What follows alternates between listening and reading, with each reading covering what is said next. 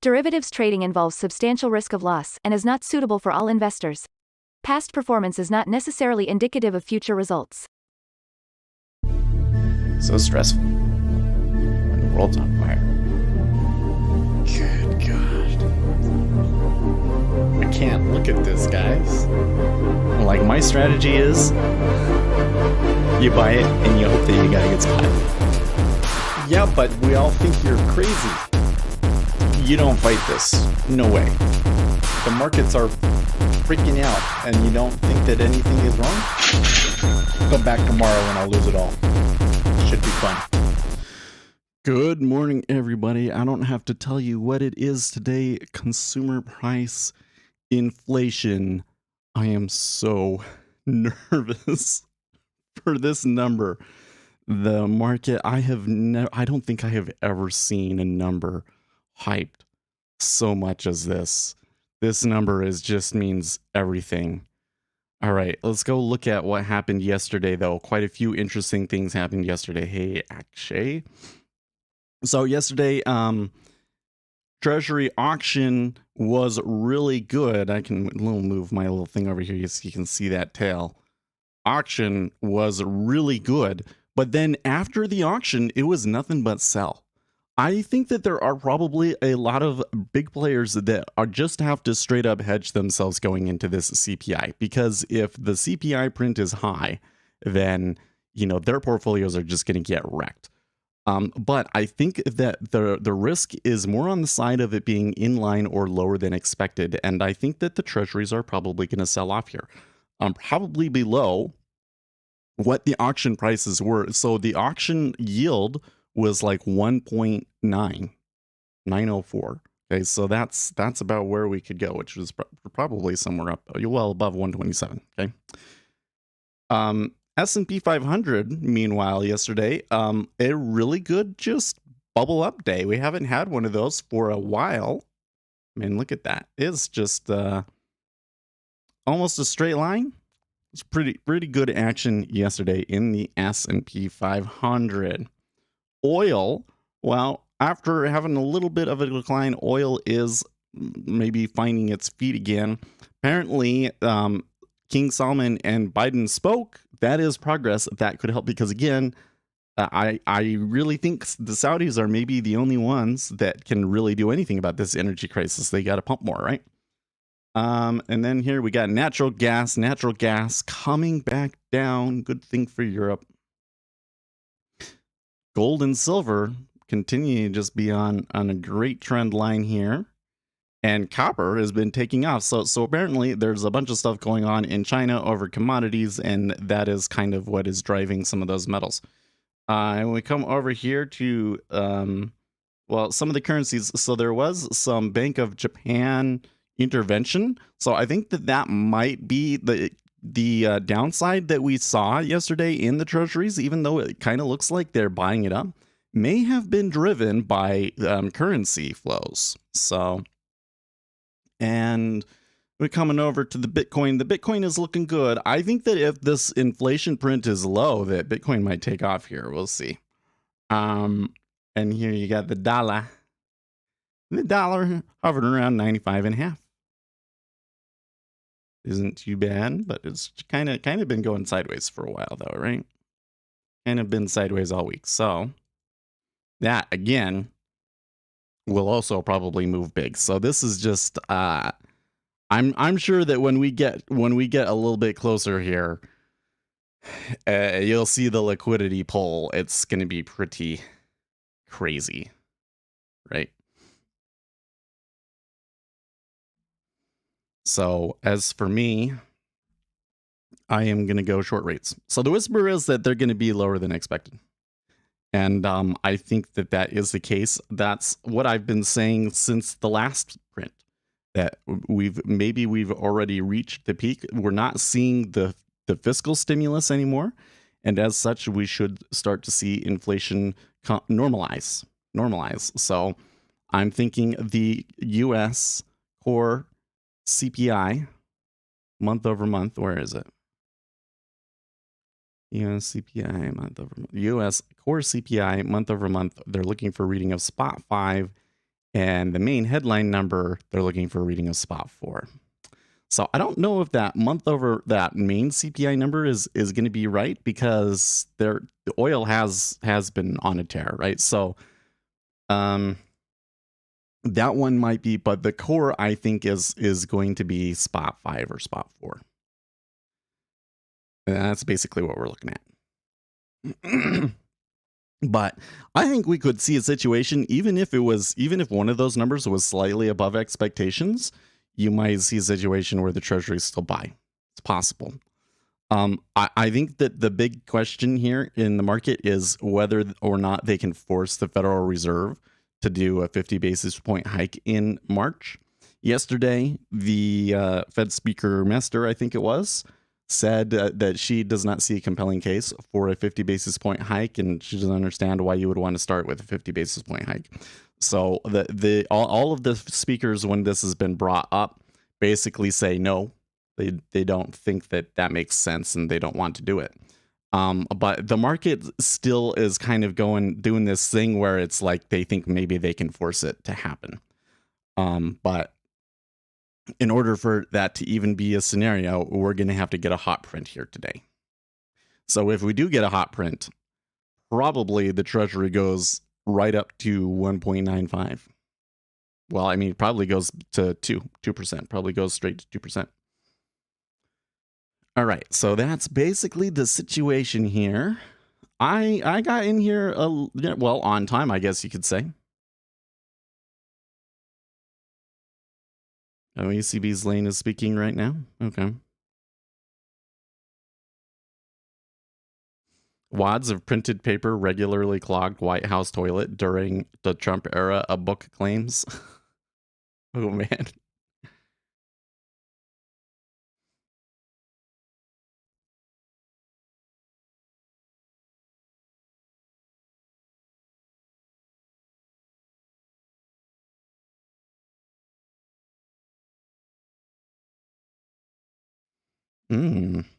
Looks like Taleb has a new video out about why we never use the Black-Scholes equation. That should be interesting. Well, the treasuries were having a pretty good uptrend here this morning, recovering some of those losses, but here ahead of the number, they've been selling. So, making me a little nervous.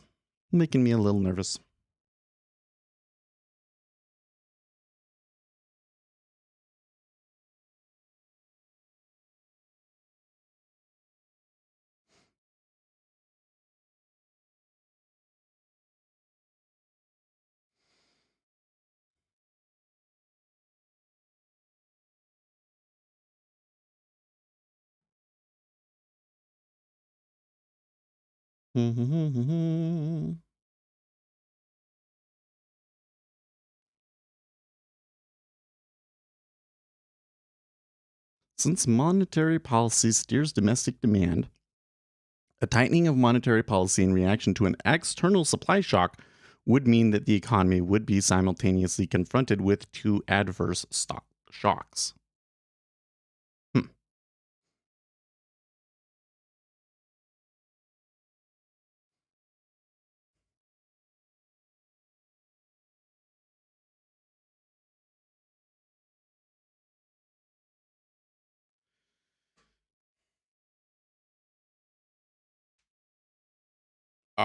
I'm so nervous.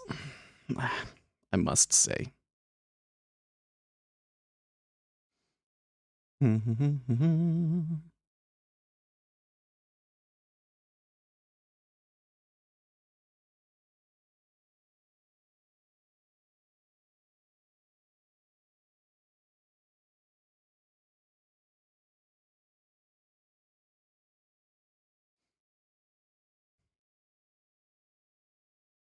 We are getting some activity here. It looks like people are taking small positions.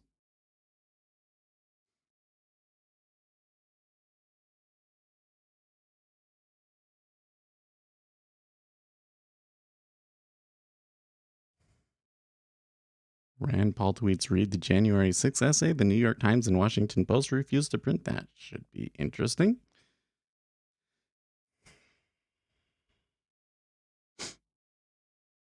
Getting a little bit of flattening going on here.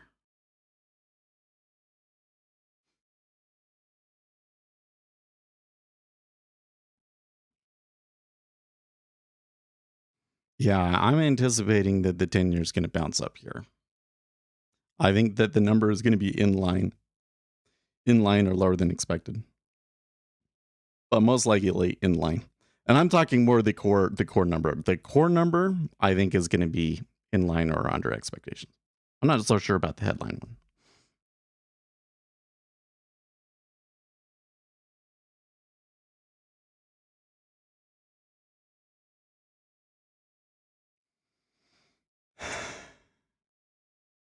So remember, the US CPI month over month, the headline number is spot 5 and the core expectation is spot 5. Okay, there's the pull. Actually, not quite as dramatic. Well, there aren't any big orders out there at all, but there was actually more pulling for the auction yesterday, which was kind of interesting. Very strong demand at the auction yesterday.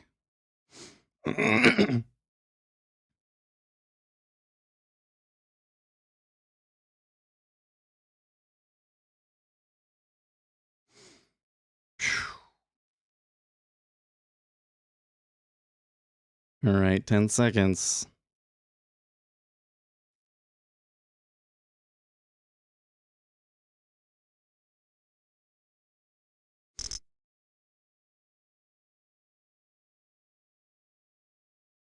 Okay, so the headline is 0 spot 6. Core is spot 6 as well. So I'm going to puke.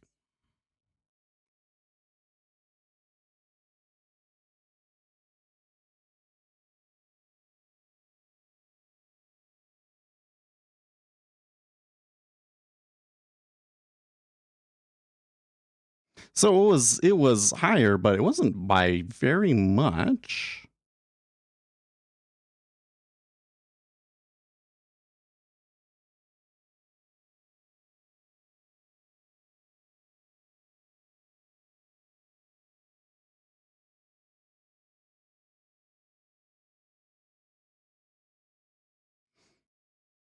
Or too slow.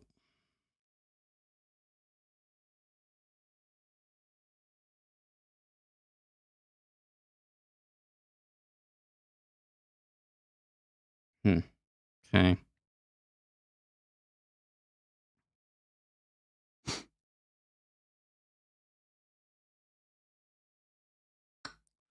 That was pretty ugly for me, man.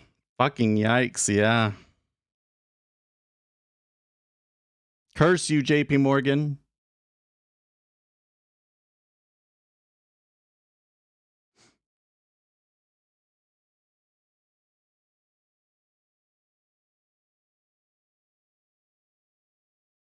Well, I tell you what, I've been wrong on these numbers many, many times too lately.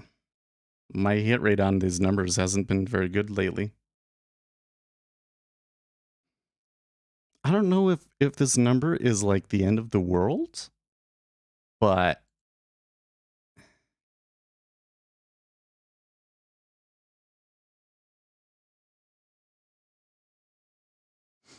I don't know if it's the end of the world. Well, the S&P 500 definitely did not like it. Oh, did you really lose $3,000? How did you bet that much?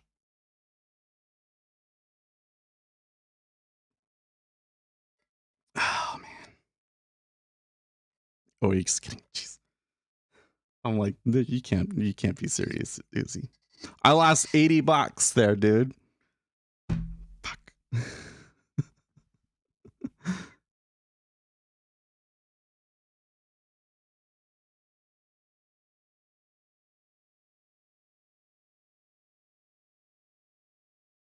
A big meteor crashed in Europe. Wait, really?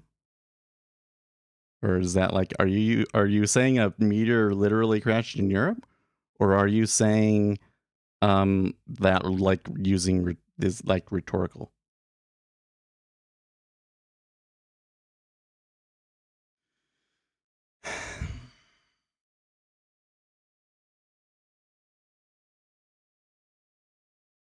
I wish. Well, I wish I hadn't traded it, dude.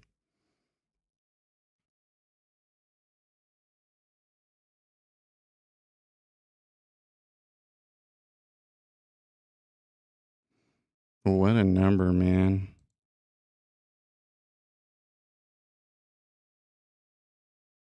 I really think we could go to 1 point. Did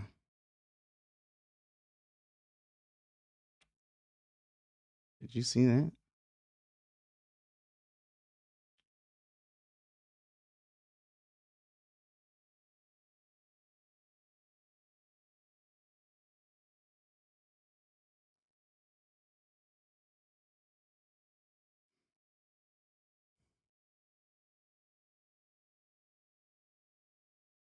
Well, your first reference point should be this 2% here, right?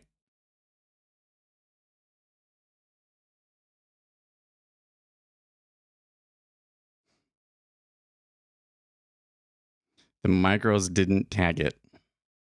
It came very awfully close.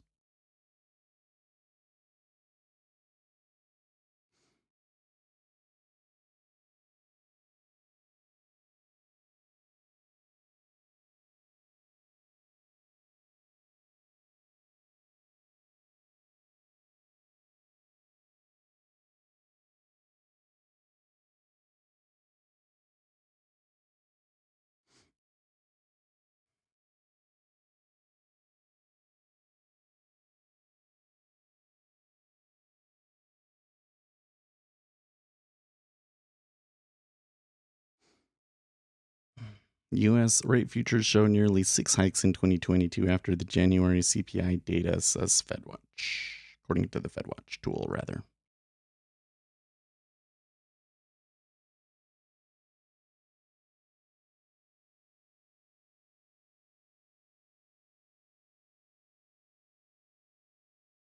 Biden inflation is the highest inflation in 40 years.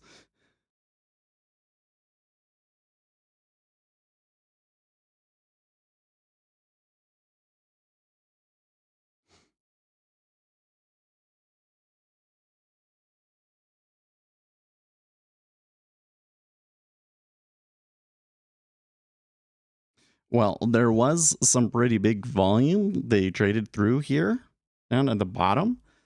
I don't know if they're done though. I'm kind of thinking 2% is going to get tagged. We'll see.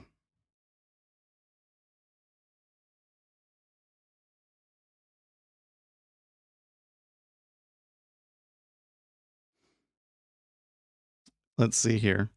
Oh, very excessive flattening here too, by the way.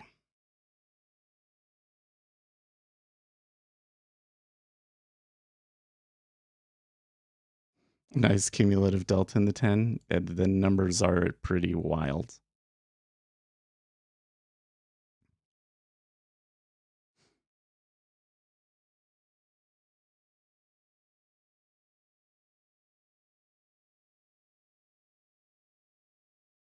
Now I'm kind of looking back on all of this and thinking, I mean, I was kind of wondering about it in the beginning. Okay, so if I see some whisper about the number or whatever the deal is, I'm always comparing it against the other information that I have. And the other information that I've had is that we're probably in a spot where we could see peak inflation, and that I last month it was in line, and I was thinking this month it was probably going to be in line as well. And there was also the revisions, and then there was all of the whispers. So I was like, okay, I think it's okay to take the bet on that one, right? Well, it was dead wrong. Now I have to wonder if that whisper was market manipulation, right?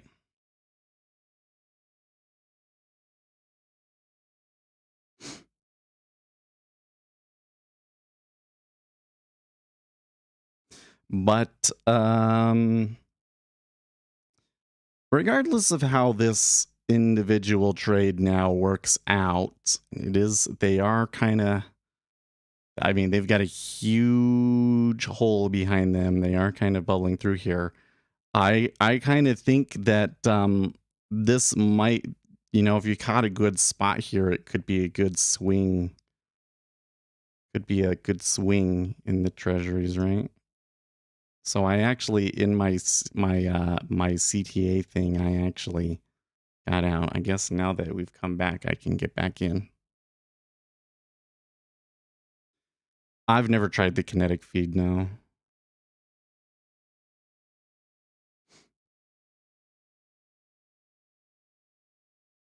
I'll take another contract at 16 if it gets there.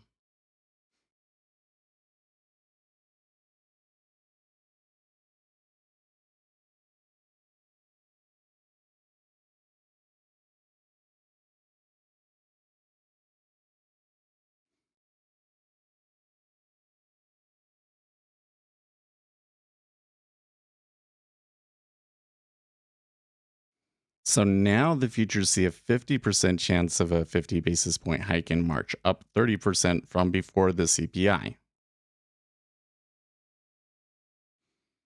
I don't know, guys. I don't think that the Federal Reserve wants to do it. Does this data point force them to, though? Well, we still get to see March before the Fed meeting too, don't we?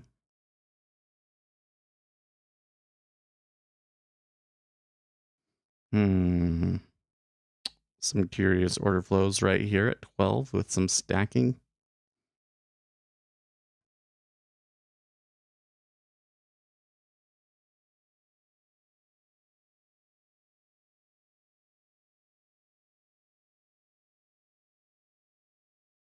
Next month.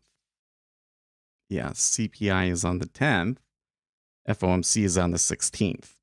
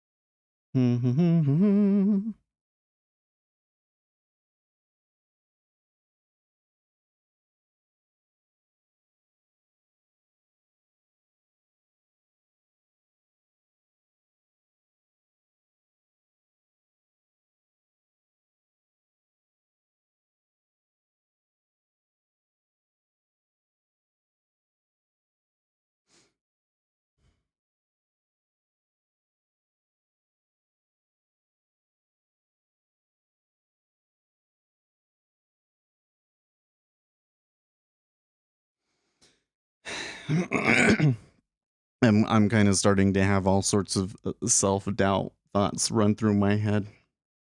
Like, maybe I'm just bad at this. I really thought that it was going to be below. I mean, I really strongly felt that it was going to be in line or below.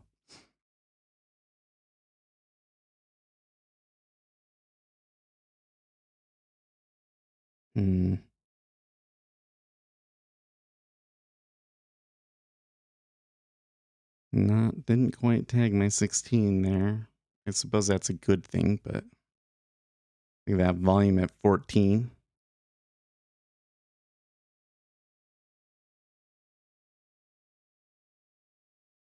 It's kind of like a safer fill.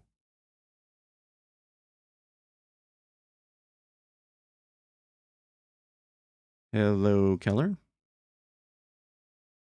And some big bids sitting there at 12. Well, one of them just canceled.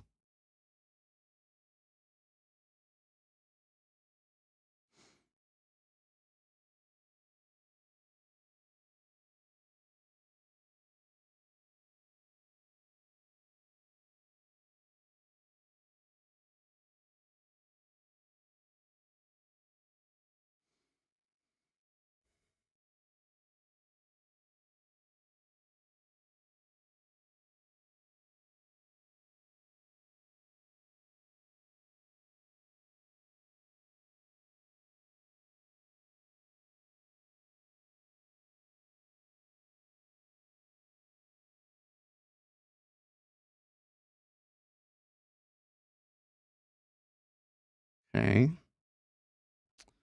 That time, some absorption before even 14.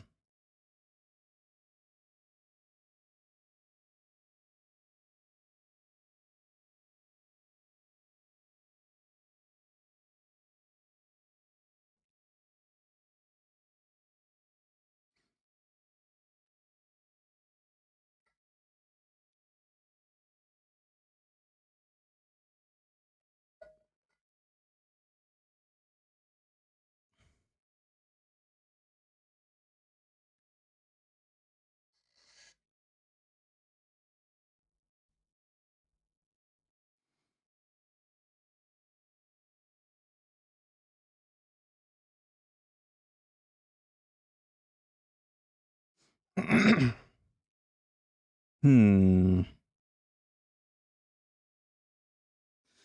Do you find it curious that when I take a position, it's like the momentum just dies down and that's where it gets stuck?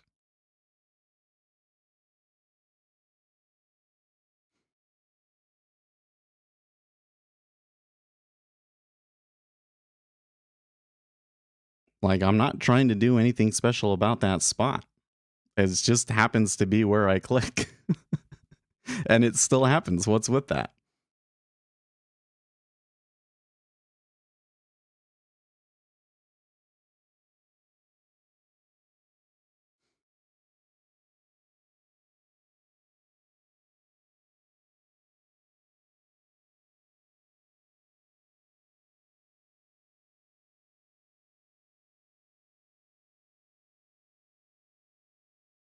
Okay, well, the 30 is turning back down a little bit more.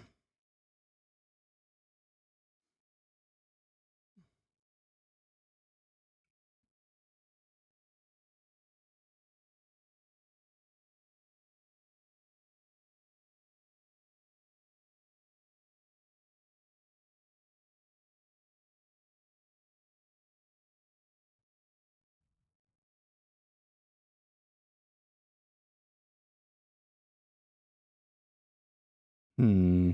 Big iceberg there at 12. I think these orders at 12 and 11.5 are for real.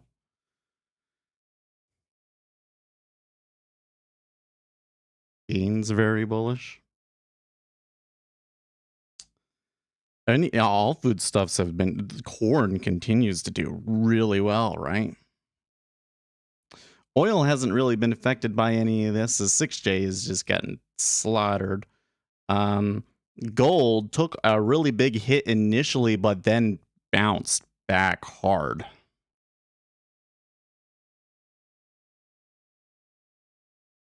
What is Bloomberg's level 3 data? Well, I don't know what their product specifically is, but level 3 typically refers to like level 2 data that is across exchanges. Shows you all of the size across all exchanges.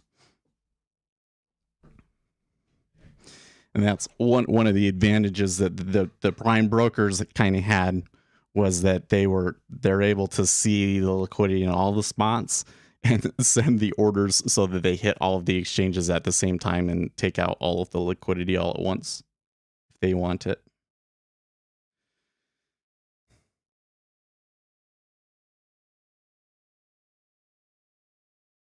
You want that? Big CPI means bad, right? Yeah, it's bad. It's very bad. Well, look at how off the S&P 500 is now, man. I mean, that's a doozy. It's not quite wiping out all of yesterday's gains, but I think in the end it will. I think in the end it will.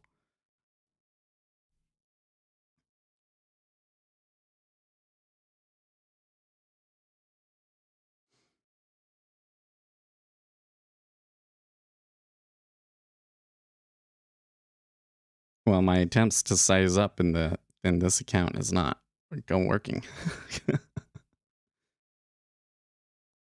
They can see the whole picture. Yeah, well, I mean, I don't know if it's that useful beyond, you know, when you really need to buy or sell a lot. But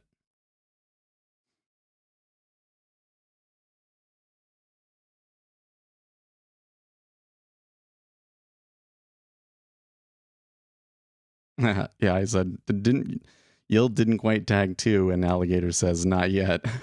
Yeah, not yet.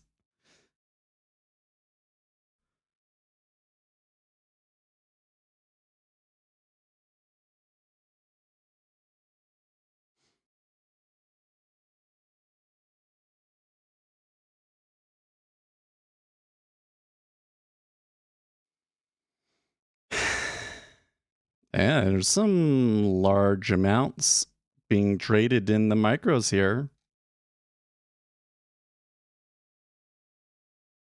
Jeez.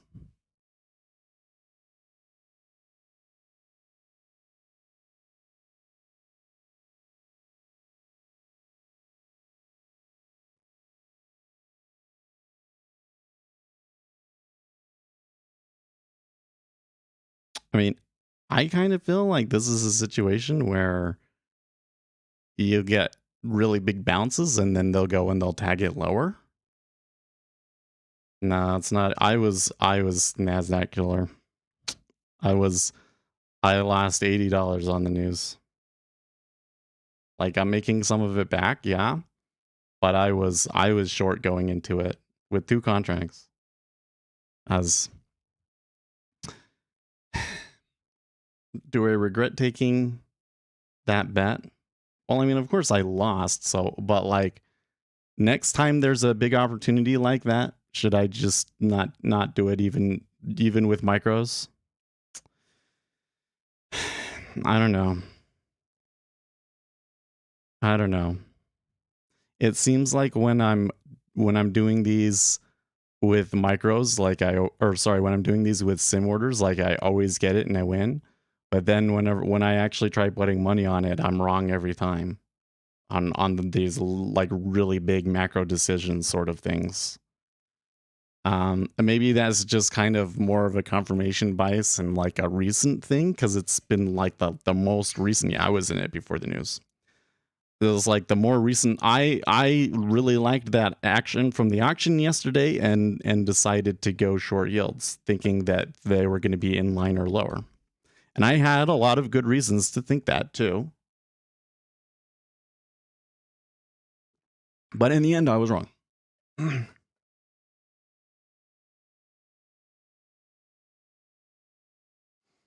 Yeah. And day to day hasn't been very good either. But I don't know. I've probably taken too many longs. Or I've probably been trying to go short yield too many times. Maybe it's just as simple as having been on the wrong side. But it's really giving me a lot of self-doubt and like rethinking things, and I'm starting to say to myself that maybe I shouldn't be putting money on this anymore.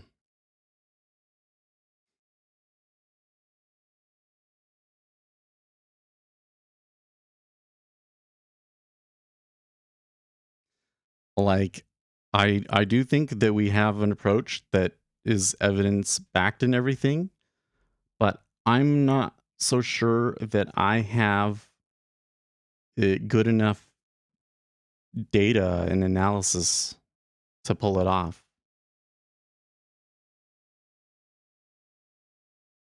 Because I didn't. I was wrong on this one. When I look at like why, it's not like I had some sort of spreadsheet with all of these things that I knew could maybe help me predict what it was and all of that sort of a thing. So like, is that what you need to do to be able to do this? I don't know, man. Inflation is now, was it 7.5 the year over year number? Let me look here. 7.5 year over year, that is pretty bad. No. I thought that the CPI number was going to be lower. And I thought the number was going to be lower and that yields were going to decline. That they were going to say, the Federal Reserve doesn't need to worry about this anymore because peak inflation is already passed. because he says, nah, you do, is just that you still get confident when you win and drained of it when you lose. You can do this for 40 years and still experience that. Mano says, yes, you need the spreadsheets.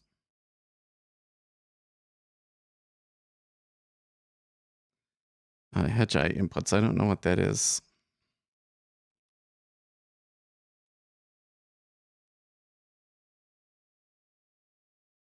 The market is reacting as if the number was such a huge surprise. Well, it was a surprise. It wasn't a huge surprise, you're right. But there was so much position. I mean, this number was built up so high. Dude, even if the number had come out in line, there would have been a huge, massive move.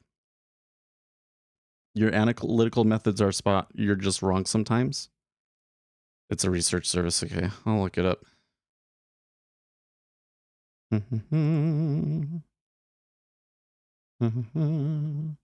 Subscribe. Oh, maybe I've seen them. $2.25 per month. Oh, that's Risk Manager. It looks like this is all just videos.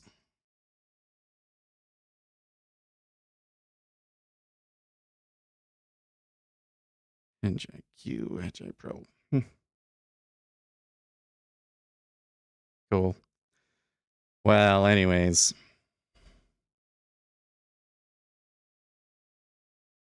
For me, being wrong doesn't mean anything that I don't have an audience. Well, yeah, you know, I don't feel like you guys really care about that, do you? Maybe I'm wrong. Maybe if I was right and I was catching these big trades all the time, then there would be a lot more people in the channel, and that's like what holds the channel back. I don't know. But you know, and another thing is that I do feel that it's important to have some skin in the game, you know? Like Taleb says. So like if I'm here trying to give you guys information about the markets and everything, and I'm never actually putting myself out there, that would be problematic.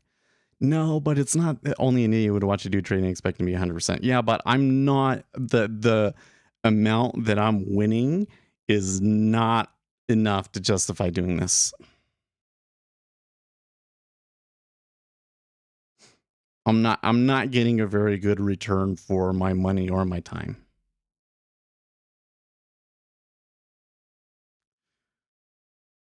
I don't know what to do.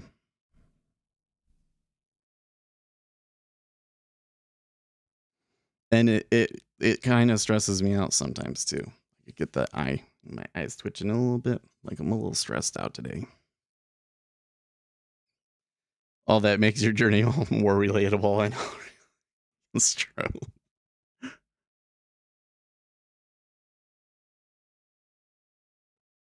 I do like it, but I personally would derive just as much entertainment value from doing it on sim. Do you get what I mean?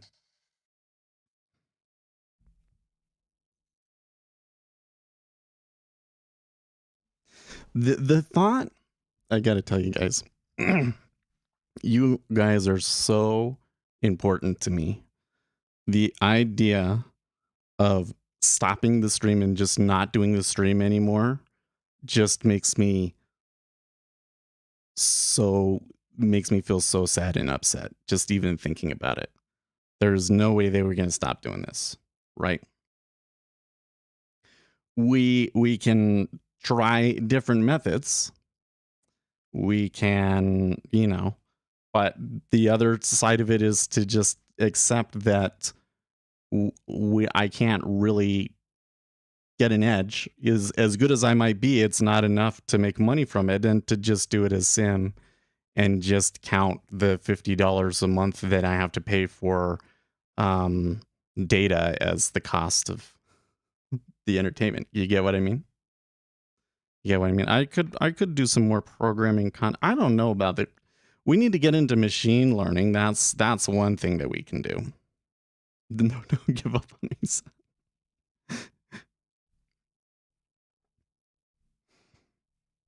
If the account is $500 and I give up $80 a day, that ain't gonna last very long, will it, guys? Like if I don't do anything, that means that in like 8 months, 10 months, I'm gonna have to refund, right? When you start trading futures, you just stay away from the news. Well, it's an interesting thing. You can definitely make or lose a lot from the news. This is where this kind of the problem is, that I went through a time period where I was just getting it every time, and then I started taking some more risk, and I've been wrong every time. Like I've been on a really awful losing streak for some reason. Never stop. I don't know.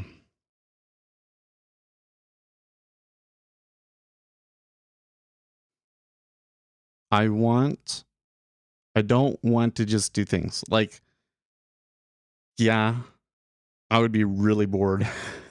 I'd be really unhappy if I didn't have this to keep myself occupied. But I don't want to just put all of the time into it and just have, entertainment, right? I want to get something out of it. I want to make big money from doing this. Like I feel like that I'm a pretty smart person, and I should be able to. Yeah, this is the same thing with me, really. There we go. Uzi. The stock portfolio is where I make money, and futures is where I play low. I haven't finished doing my taxes, but it looks like that in net I have made a profit. Machine learning is more interesting. It is. We're working on it. I've been learning. It's a lot of work. Like that's kind of where one of the problems is like, okay, well, if I just come to the conclusion that I'm not good enough at this to really put risk on,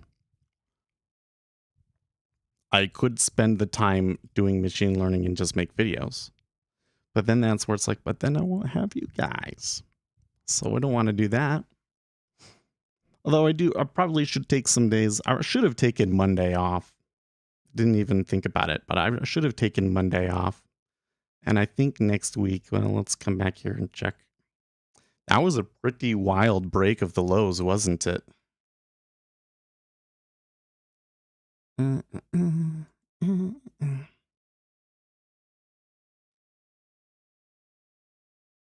Let's see. Oh, what's Monday? Yeah, I'm thinking that we should just not. I probably record a video, so I want to record that inelastic market hypothesis video. And oh man, look at this. And that's just on one contract. Oh, okay, whatever. I'll still be on YouTube. We'll still be streaming. I just might take more days off, and I just might be taking less live trades. The smartest guys make the worst traders. Maybe.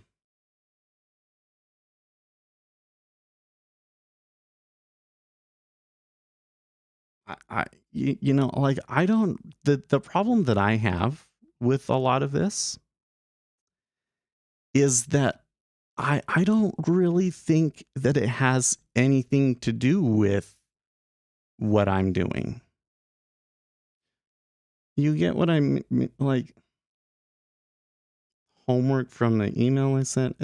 I mean, does it have empirical data in it? Wait, did you send it to my Gmail? Or are you talking about something from a long time ago? Because I mean, I look at volume profile stuff. Sure. Hmm.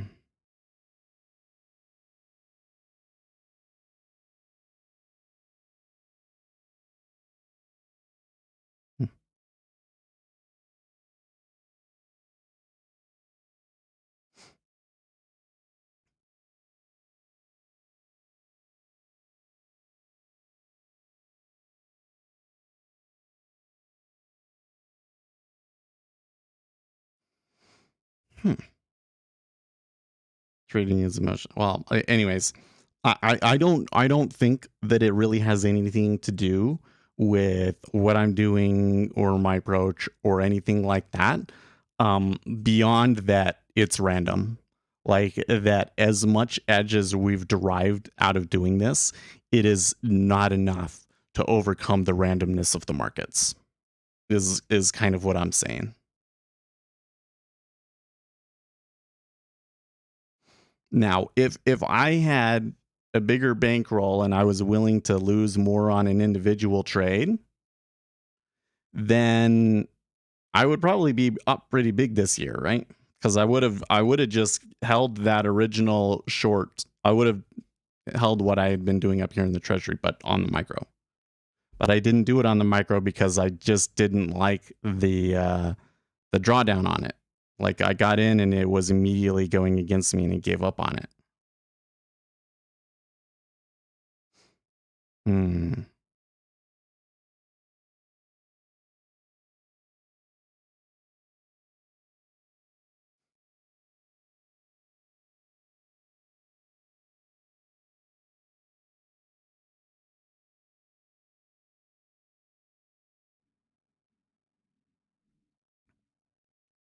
Now the news clock saying that we hit 2%. Anyways, it's like we definitely have edge in certain situations, right? But the amount of time that we have edge and that we're able to tell when we do and don't have edge, um, it doesn't seem to be enough to overcome the randomness of the market. You get what I mean?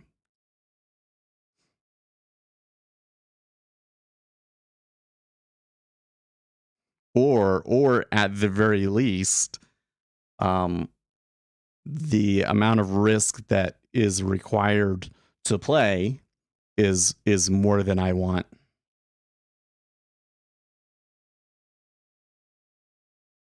Right.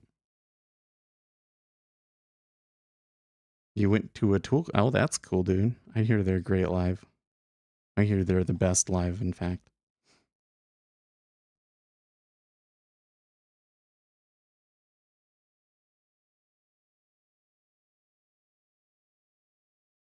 Like the thing is that for the past 2 weeks or so, I've been having trouble every day, right?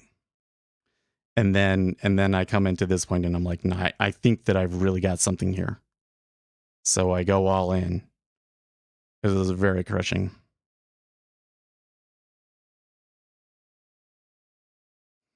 In the end, it's not so bad.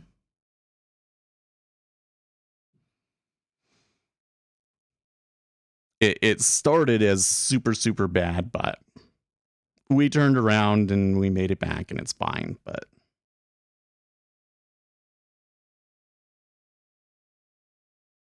I don't know.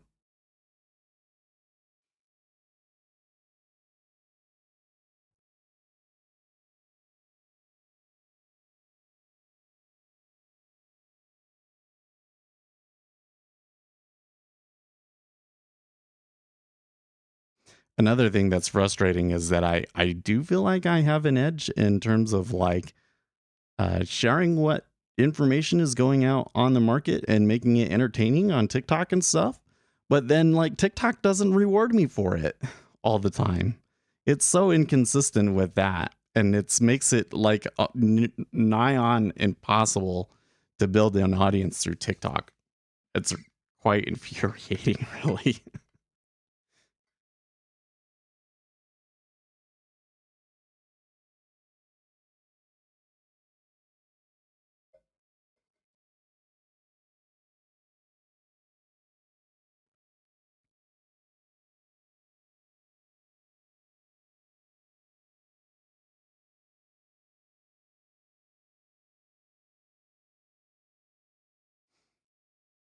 'They climbed more than 10 basis points today. I do wonder, man, that's a lot at 006.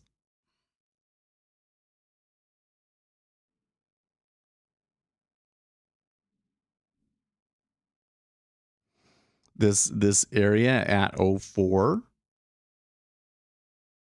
does look like a place.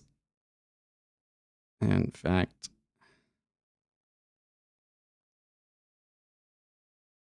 I'll take a fill here because there's so much noise.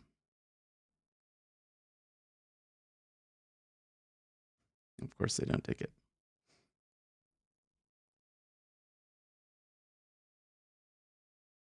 They're like, oh, Seth wants a fill there. I guess we got to move the other way.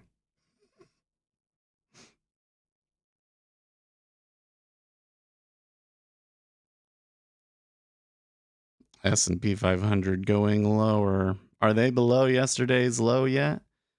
We got to breach 17. Oh, that's like right where we're at.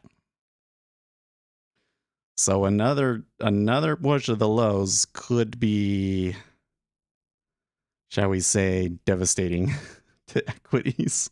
They're gonna bleed out today. I don't know, man. This is gonna introduce a lot of volatility into the market, isn't it?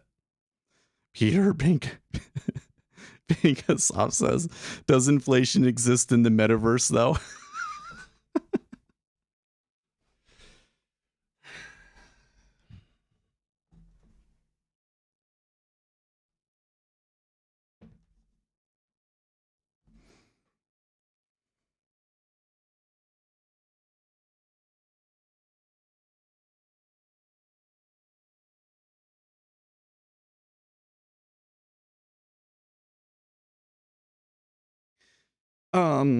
I mean, it's not a bad idea, Nasdaq killer, but I think that the issue that we have with that sort of a thing is that the number of samples that you need is just insane, right?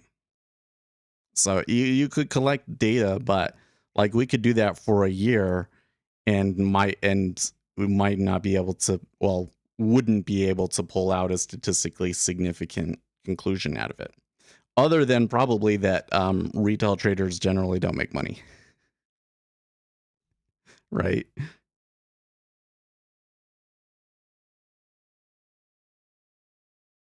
Oh, you're right. It is options expiration. Wait. Third? Is that really the third? Yeah, it is 18th. Because the first was on the 4th.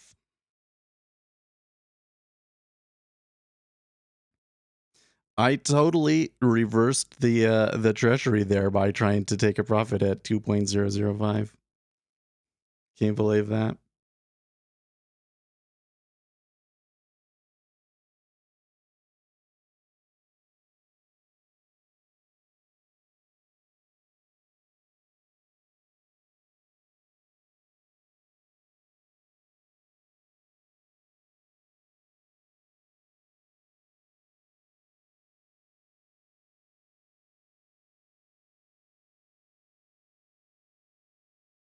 What did the dollar do, by the way? It moved much higher.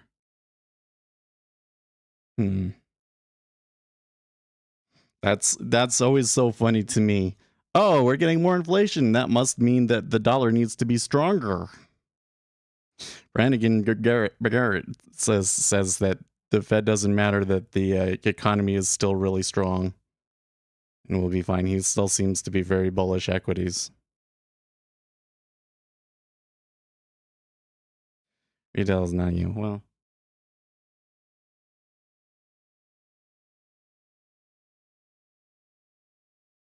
look, that's just the way that it is. The way that the market is structured, it makes it very, very difficult for us to find an edge. It's not like here's the thing is I think that everybody goes into this with this idea that I'm so smart and I'm going to beat the market and I'm smarter than all the other people that are doing this. And then when you go in and you trade it, and if you're not making money, everybody acts like, oh, you're so terrible at this, etc., etc., etc. And the reality is that everybody is terrible at this, that nearly everybody loses money from doing it. The few people that do make money may just be lucky, right?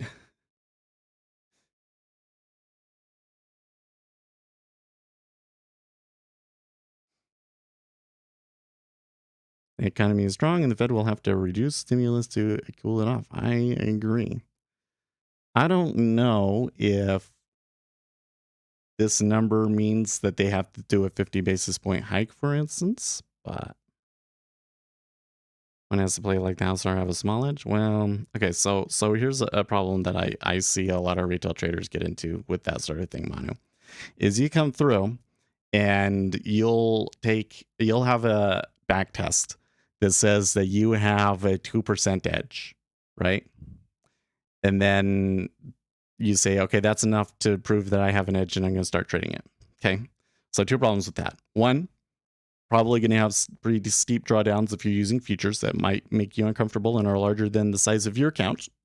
And 2, is 2% really a statistically significant edge? And if you have 1,000 to 10,000 trades, from my understanding of things now, no, it's not.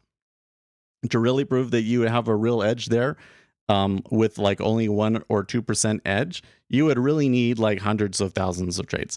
And at that point, to sit down and say after hundreds of thousands of trades, now you can say that like the edge that you got is significant.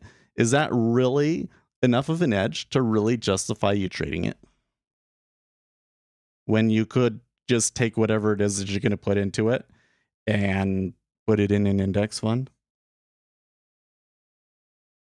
People who come in here and laugh at you, listen, if I take a big loss and everybody comes and watches me for it, that's fine with me. I'm totally fine with that. You get what I'm saying is like, you've got to get away from the idea and the thinking, I think is very, very common in the retail trading space, that how good you are at trading is a reflection of your value as a person or on your intelligence or anything of that sort. Right? Because it's not.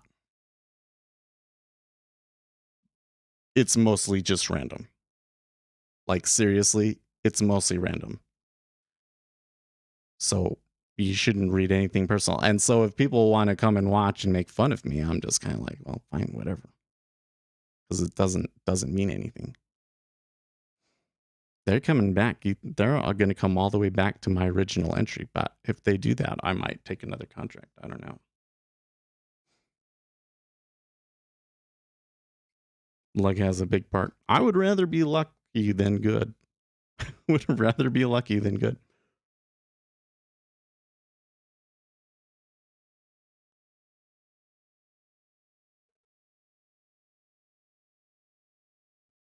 Well, just to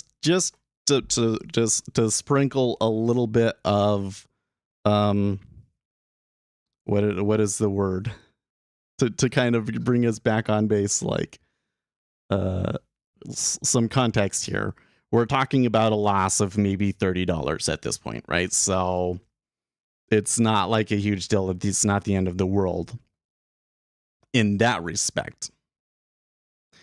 It's just that I'm having such a strong drought, and I feel like that my emotional capital is just shot.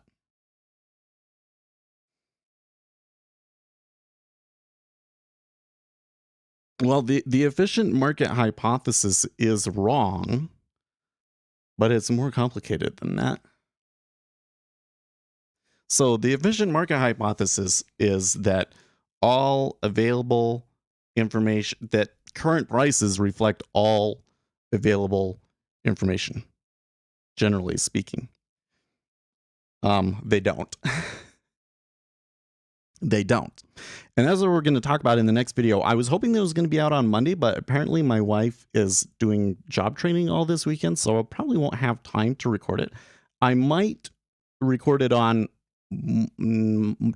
instead of streaming, I might record it on Monday, and then we'll be able to spend the weekend editing it and put it out the Monday following.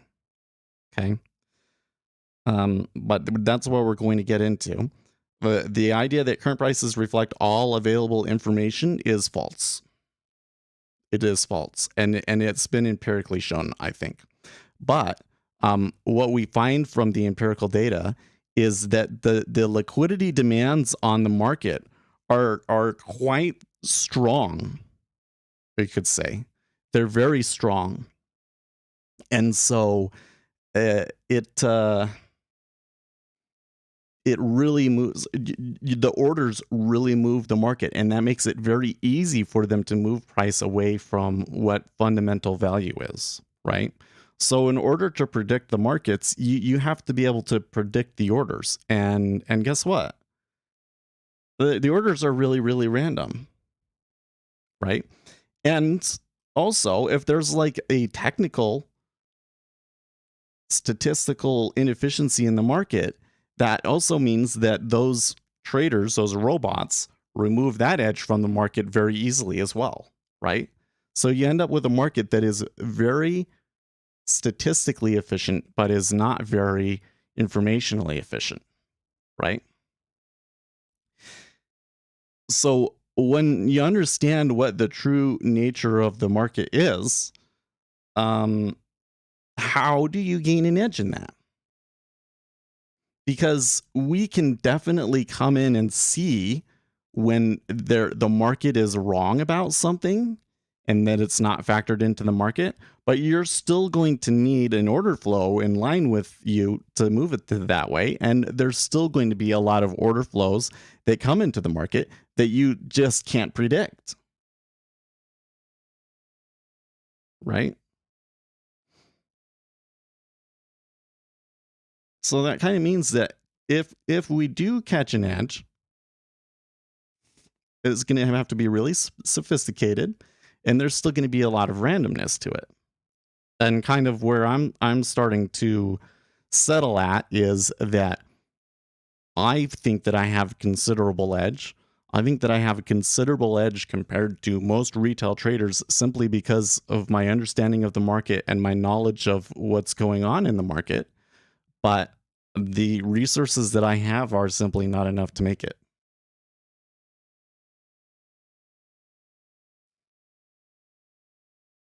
Sure. We'll look at what index rebalancing hedge funds do. That's an edge. Yeah.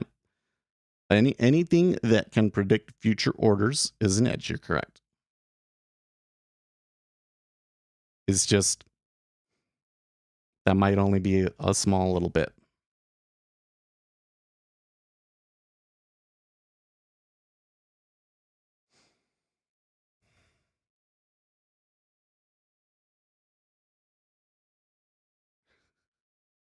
Peter on Twitter is joking about what's going on, and somebody's saying bonds are now pricing in 147 rate hikes this year, and Peter's like, nah, I still don't think they'll hike.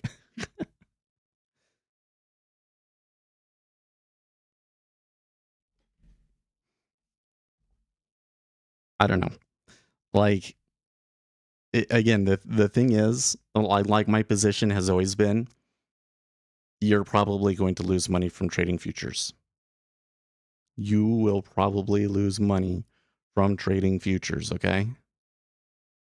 But I've always been, well, you know what? You can spend a little bit if you're not risking very much, because I enjoy it, and you'll learn a lot from it, and maybe sometimes you get lucky, right?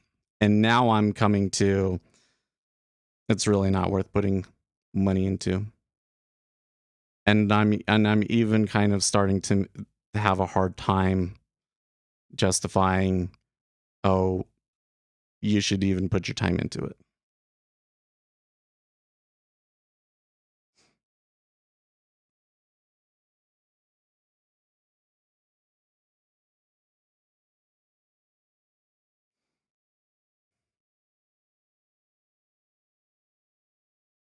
I don't know.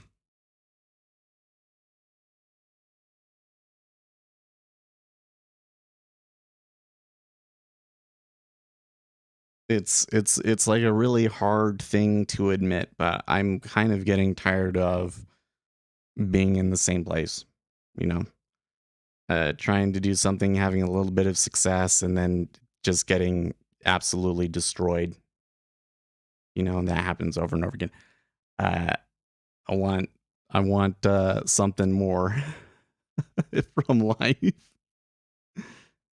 It's true. I bought a lottery ticket at a big number and I lost, and it was probably I am still kind of thinking that I got suckered, like that maybe there was some market manipulation out there trying to get people to think that it was not going to be good, right? Or sorry, that the number was going to be below expectations. With the way that this is kind of played out, we have to put that on the list of possibilities that I was, yeah, I fell for market manipulation. More yellows. You know what? Like, okay, think of it from this perspective, Keller. Tomorrow, garlic coin goes to $200. I'm a multimillionaire. I successfully use all of the information that I have today about market impact and execution and everything. They get listed on Coinbase, and I'm able to completely exit at a reasonable price and make millions of dollars. I'm a millionaire from Garlic Coin. I never have to work another day in my life because I could literally just live off of the dividends from the pile of money and et cetera, right? And then what?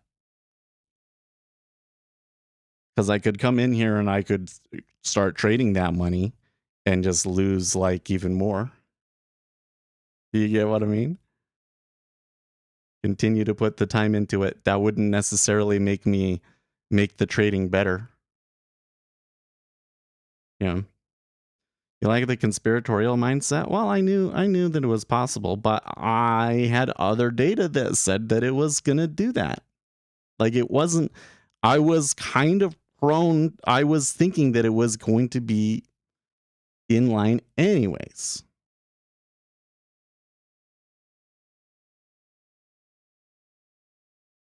Yeah, I mean, it wasn't obvious that the number was going to be higher. Otherwise, it wouldn't have been so much market activity around it, of course, but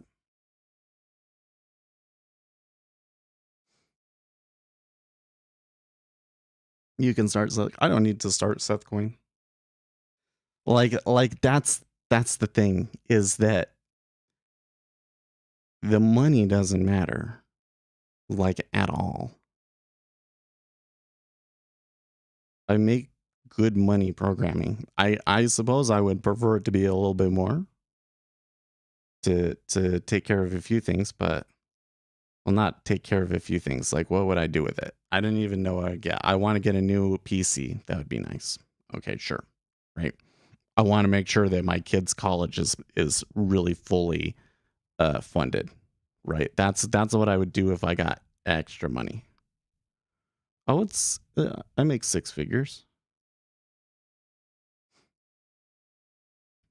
You know, the amount that I make from the job is not all that spectacular, but the thing that really set me on a good path was that my wife had a really good asset in the house that she owned, and we put a lot of work into the house and got a lot of money out of it. And we're able to put all that money into this house. That really set me on a good path. That made a big difference. And that kind of put me to a place where I can pretty much just live comfortably. Right? Better off than the rest of them, maybe. So that's what I'm saying. Like, if I was a garlic coin millionaire, what would it change in my life? Because I would just go and put as much of it as I could into 529 accounts, and then put the rest in a retail account in the S&P 500, right? Wouldn't change anything. Right? So what am I doing it for? Well, I enjoy it, but I want to be good at what I enjoy. And to come in and say, oh, well, as good as you get at it, it doesn't matter. It's never going to be good enough. That's kind of crushing. Yeah. What do you do with that?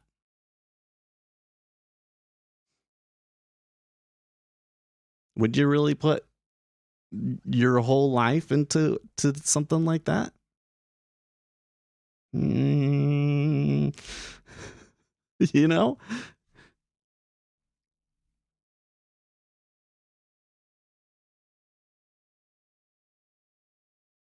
I don't want to stop the streams, but I feel like that the content that I put out, and I'm not even able to put it out on a weekly basis, but I think that that content that I put out is way better than my trading, you know? Is it your whole life or just I feel like it's my whole life, man. I do. I feel like I don't have anything else.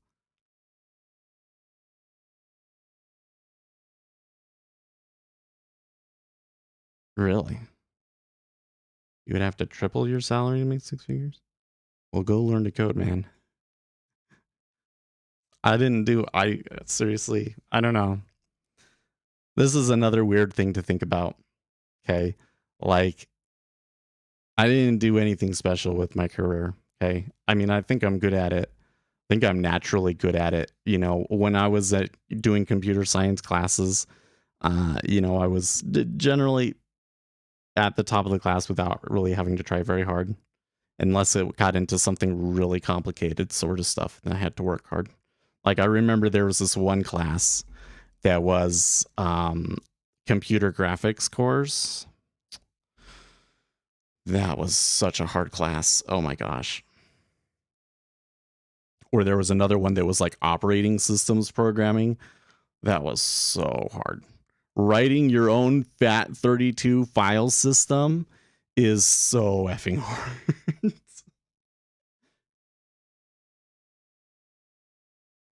Writing your own version of malloc, that is so effing hard. It's just a fraction of your morning. Well, it's 3 hours. I guess the thing is that in terms of like my attention and my free time, it's like everything extra that I have. All of the free time that I have, I put into this channel. I really do. It's because I wake up, I do this for 3 hours, I trade, or I do my regular job until 4. I work out. By the time I'm done working out, it's like 6:30, 7 o'clock. I eat, and then I maybe have an hour to lay around and watch TikTok before I go to sleep. That's my day. It's hard work. It's like 20 hours of work a week when you start adding in all of the research and making the videos and stuff like that. It's like 2 part-time jobs.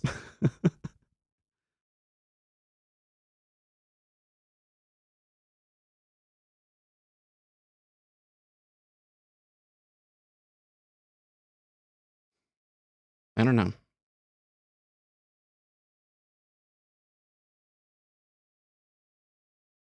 I don't want to keep doing things the way that we've been doing, but I don't know what we should change.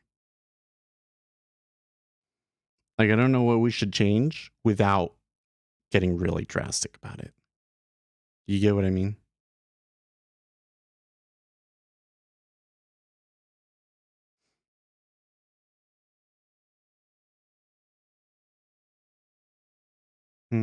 What are you talking about with Dogecoin? What would you fill the void with? More TikTok? Does that sound like a good trade? Well, I could sleep in for starters. No, what I'm talking about right now is not trading in the morning and recording videos in the morning instead. That's what I'm saying.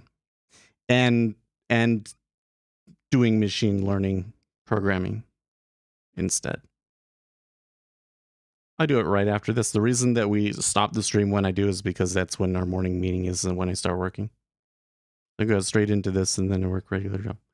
And I'm a site reliability engineer. So anyway, I was saying earlier, I don't think that I did anything special, like I was good at it, but the reality of it is that the reason that I have the salary that I do is because I was just lucky enough that the thing I was interested in pays well. You know? Sleeping in is for suckers. Afternoon power naps are for kings. I think another problem that I have, honestly, is that I am ADHD, and novelty is a thing for me too, right? Like I have to have new things, and things being the same for so long is I don't.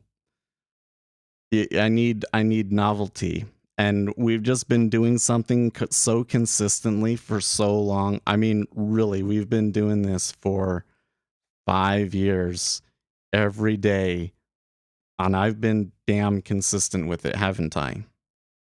Ain't nobody can say that I didn't try. And ain't nobody can say that it wasn't that we were smart. Like, we know a lot. We have learned so much about the markets. It really, when I look at what most retail traders will say or know or think they know, it's really laughable to me, frankly. I know that's like an awful thing to say, but it's I think it's laughable. Because there are so many things that retail traders think that they know that are just total bullshit. You see it on Reddit all the time. Anytime that I try and tell them anything that is like really empirically proven, like they don't believe it. They don't. It just conflicts with what they think they know about price action and all of these other things, right?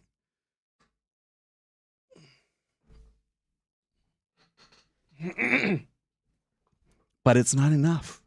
That's what's so frustrating about it. It's just not enough.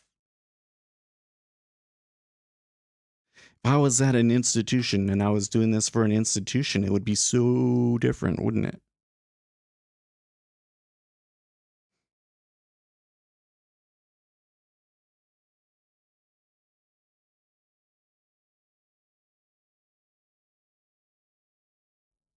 Is crypto selling off now? Well, this news is very bad for crypto, right? Cool. Yeah, it didn't break its back, but because crypto is a hedge against the central bank largesse is what it really is. It's a risk asset. It's a risk asset that's not needed because it goes in line with the S&P 500 in tech stocks. Yeah, it does. And so if the Federal Reserve is going to be more aggressive with that monetary policy, then that means that there's going to be less money out there for people to buy Bitcoin, is what it means. Rising interest rates is bad for Bitcoin. That's my position.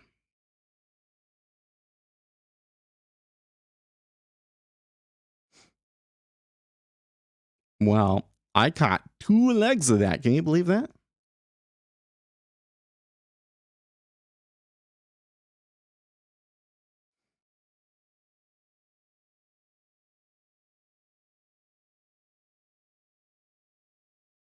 And another thing that we could do, I don't know, you guys tell me what you want.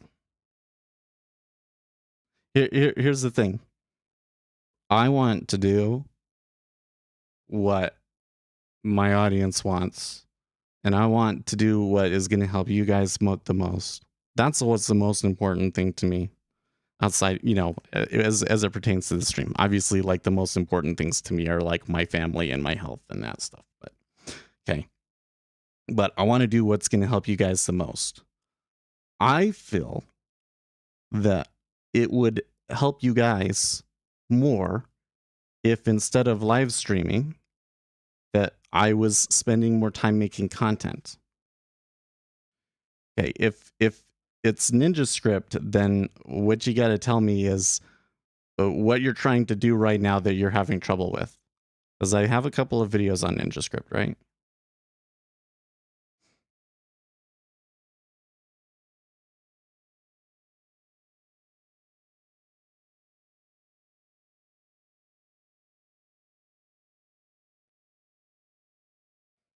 Sorry, New Scalp was saying something. Yeah, so if you want me to make more Ninja Script content, it would really help for me to to give me some idea of where you're stuck.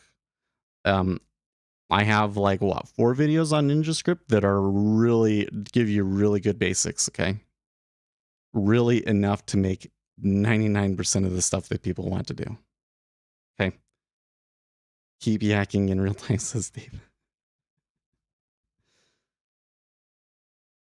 Okay. Anyways, what I was going to say, I want to do what is best for you and what you guys want, but we have to do something different. We have to do something different. So what is it that you guys want to do that would be different?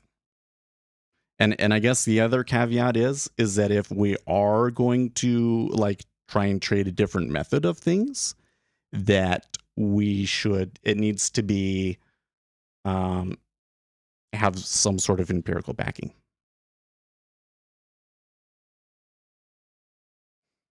Take the room private and charge a monthly fee. Would you guys really pay for that?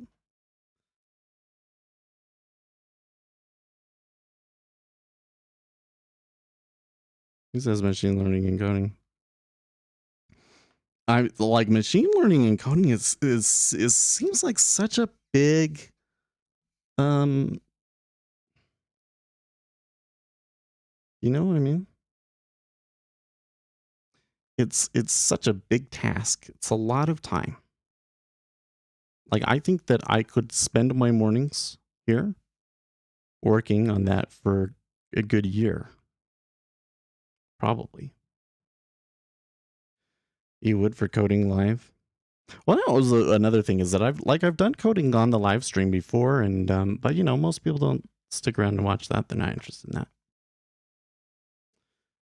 Either way, that was like another really good here's through the 2% and up to 2.06, and it's kind of flattened out again. I think that there's probably a lot of profit taking above this level. I mean, that's where I've been taking my profits.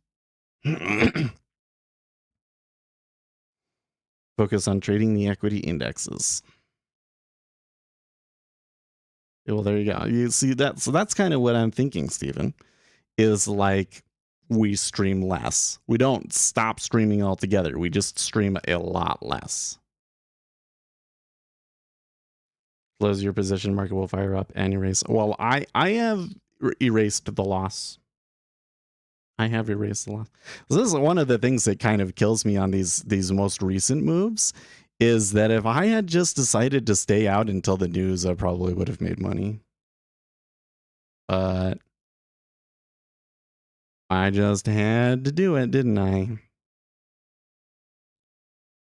Well, I have to say I've experimented a little bit with trading the news, but I think my conclusion off of trying to hold swing positions through news is that the only way I would ever do that is if I already had a really big winner with a bunch of profit built into it.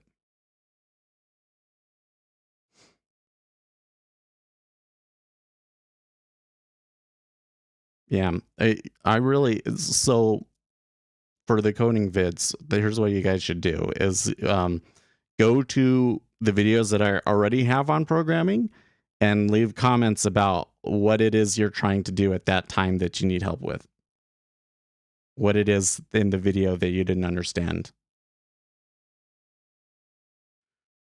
Regret can be debilitating. I don't know if I have regret about it.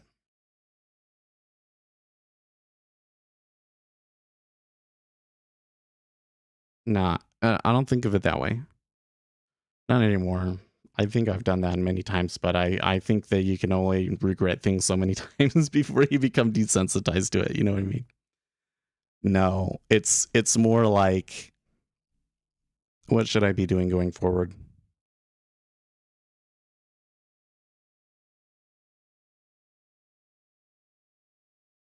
Because I don't know. I still think highly of myself. That's the thing that's funny about it.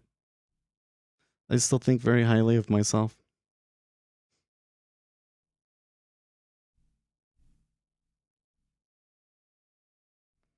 It's just the. can I really be successful long term doing this is just eating me so hard that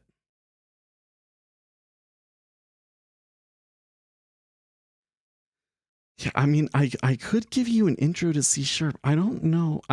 Here's where here's where I think the disconnect is here, guys, is that I know programming.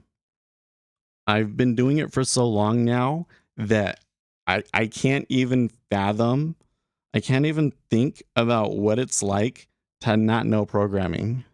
Like, I've had people come in and they ask me to do things, or they've asked for help with something, and I'm like, oh, well, you should be able to just change this. But in their minds, like, they don't even want to open up the code. They don't think that if they open the code that they'll understand what they're looking at.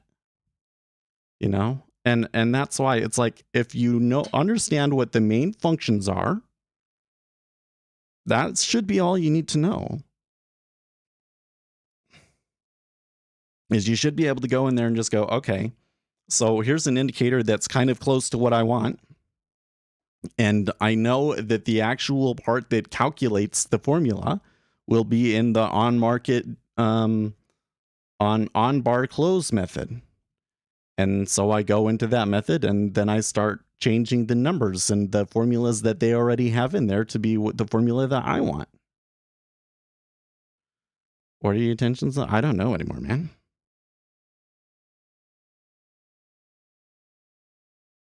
Well, I want to make money. I want to make money. And I don't want to keep investing, but it's kind of like, hey, you know what, Seth? Maybe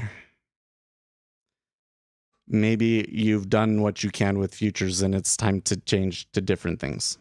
It's time to start taking swing trades in stocks and that sort of a thing. There you go. You understand them on a surface level. I mean, I even gave you like data structure stuff, right? Those are really good too.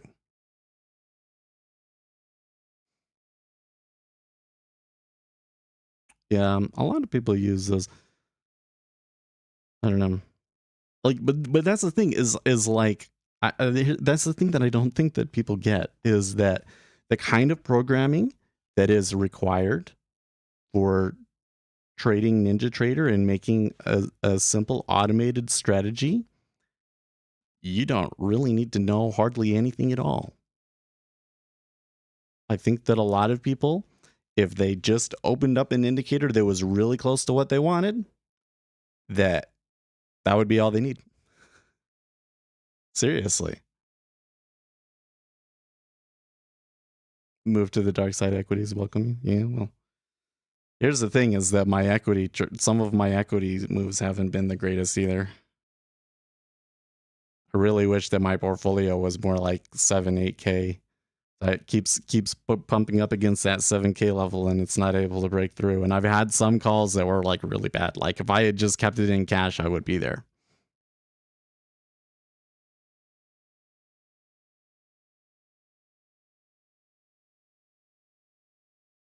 Tomorrow we have, oh, let's look at that actually.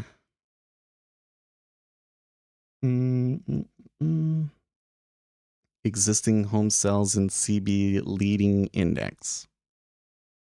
I don't know.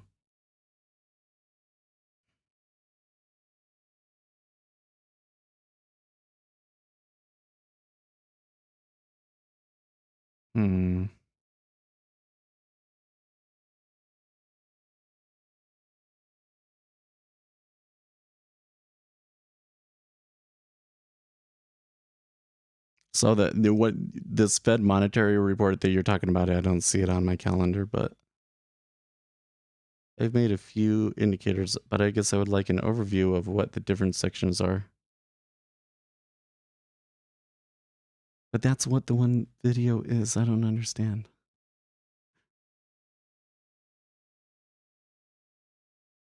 Well, this is the second really big pushback across this range. You think that they'll bounce a little bit higher? Maybe somebody is saying that even though this is like a inflation is still hot and it's really bad for the markets, that 2% is maybe too far.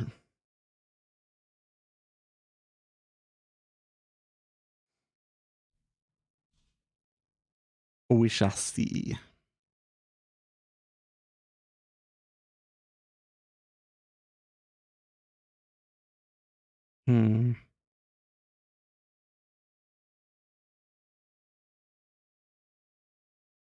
Like, that's the thing that I find weird about it, is that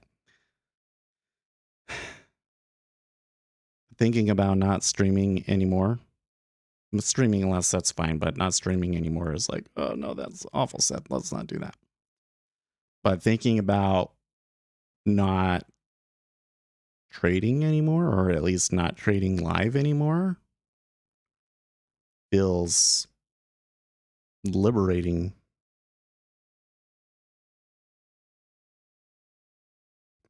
So there's another problem with this, is that I'm kind of starting to think that it's just too stressful for me. So like yesterday we took a trade. We kind of made a little bit on it. I didn't get as much out of it as I wanted. I probably could have gotten more, and if I had just stayed in, I would have gotten more out of it. Then after the stream, I did get in and I got a lot out of it. I made like $40 out of it, but I wanted to hold it into the news, and this has happened so many times. I just, as soon as I catch a good winner, it comes all the way back. That's probably not going to happen in this one. I mean, they're going to stay around this 2%. Right? And so you go through all of that, and I'm watching it for a large portion, and like my eye's twitching. My eye will start twitching, and it's like, is this some chemical problem or whatever? But you know what? It almost always starts happening when the markets are getting a little stressful. Right? It almost always happens when things are starting to get a little stressful. So, you know what I mean? I just, maybe I really don't have the ability to perform under pressure to do it well, as also. That might also be a factor here.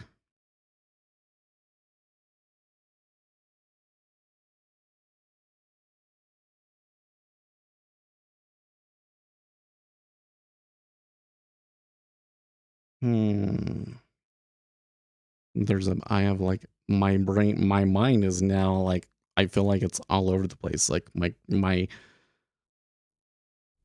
conversation is becoming so unfocused now. Joe Manchin's statement on inflation notes the 7.5 rate is the highest in 40 years and calls it an inflation tax, and says Congress and the administration must proceed with caution before adding more fuel to an economy already on fire. Stream but don't trade. Well, let's stream less, right? Let's I'll just say right now, I won't stream on Monday. There's no news on Monday. I don't think that it's going to be a very productive day on Monday. Okay. I think that we can still trade live. It just maybe will be less. And I think that we need to think of it more as gambling. Like, because I think that I might have some edge, but it's not enough to overcome the randomness of the market, and I'm still not entirely sure which situations I've really got it and I really don't. Right? So if that is the case, we have to consider that it's like a burn, right? Like, we're going to lose $50 a month on this anyways, and we can maybe lose $50 more a month from doing it, is basically the situation that we're at. Unless we are able to find ways to make more money from the channel. Yeah. And no results is fun. This is fun for me. No, it's like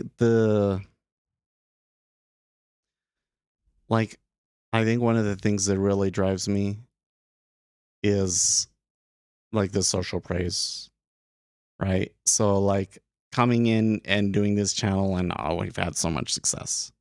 That makes me feel good. Having you guys come in and chat with me and tell me, because you're all like, no, Seth, we don't want, we need you to stick around. We find it useful. We need you to do this and this. Like that feels really good, right? Maybe that's probably part of why I'm like being so mopey about it, is because you guys are maybe playing into my worst problems, right? I want like the social praise, right? And so where does it come from in trading? It comes from making a ton of money. And if the situation is that we're not going to make a ton of money from what we're doing, you know what I mean?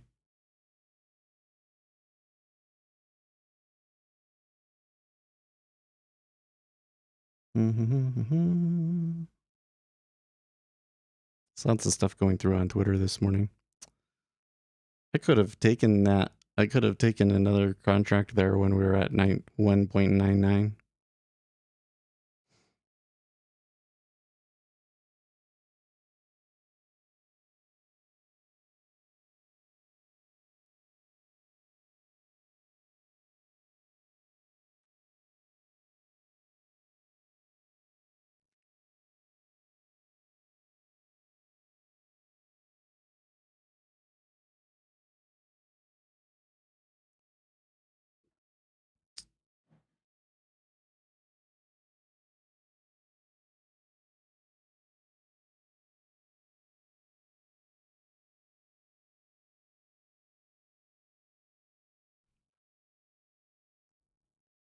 I guess the change in my mind is I'm starting to change from like viewing myself as a struggling trader to viewing myself as a failed trader.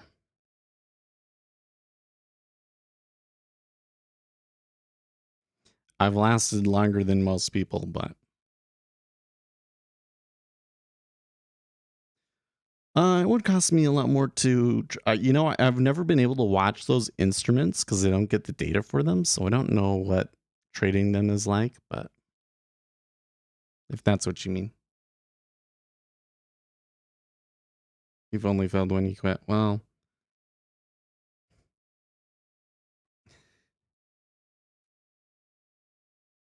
that's let's not fall into a sunken cost fallacy, right?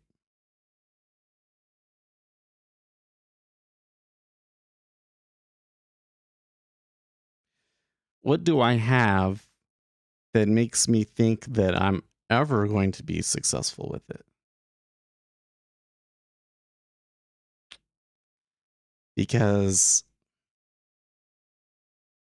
every time I learn something new, the main result that I end up pulling out of it is that trading is really hard and short-term movements are incredibly difficult to predict. And most of it is probably just random.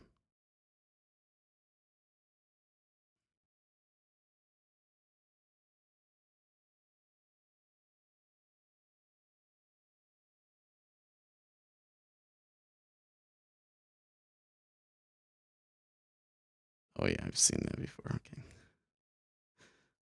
Trading Floor Radio tweeted a video and I'm like, what is this? But then I was like, that was an old video.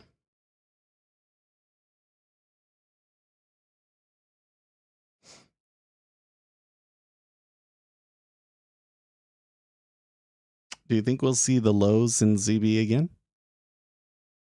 Or do you think that they're going to just base out here?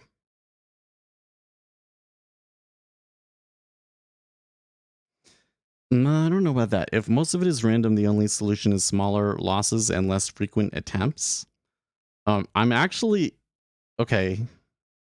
I don't know, man. I've kind of been thinking the opposite. Like, if it is mostly random, then you need to have wider stops. Wider stops. Something that really, really gets you outside of just the noise.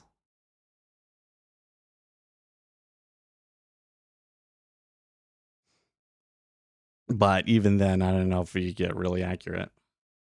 Like when I look at my stats, let's look at our stats, shall we? For the past few weeks.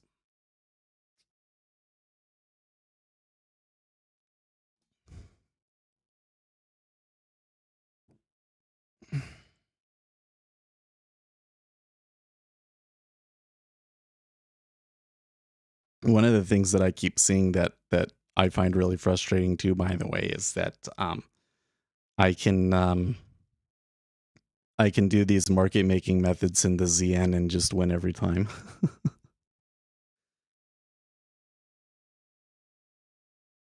So if we both made 10 attempts and I made 3, who came out better? Are you okay?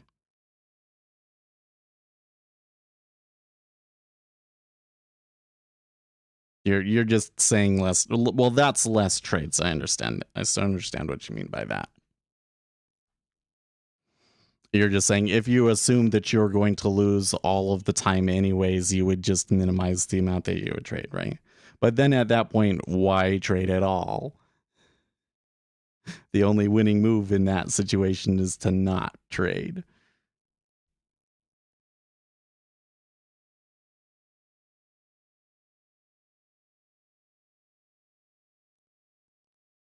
Okay, how far should I go back here?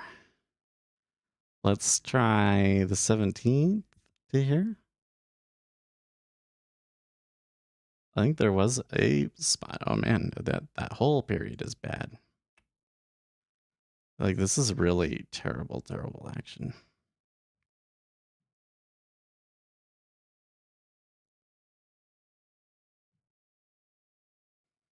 Terrible trading, I mean. Shoot. Yeah. It's been the whole year has been bad for me. Last $250. Oh, okay. That's the thing now. If we can go into the stats.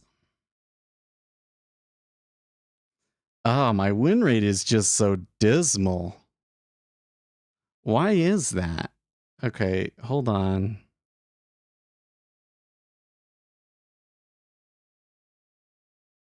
Well, the problem is I keep trying to go short. That's what it really comes down to. If I go long, well, I'm losing on both of these though, but really the losers are where it really comes from. But, oh, and the MFE on the longs is 12 versus 6. So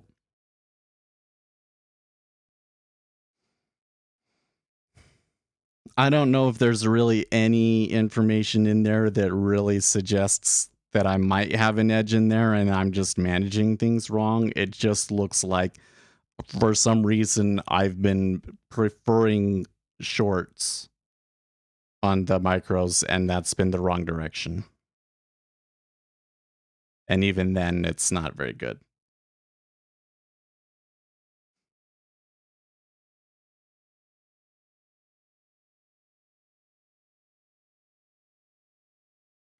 You trade less risk, and let the winners run.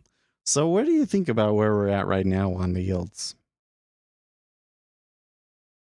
So Goldman Sachs year-end forecast was 2.25. We're at essentially 2. Is there really much more in this? Like, can I really hold this tomorrow and expect the yields to be higher tomorrow than they are at this exact moment?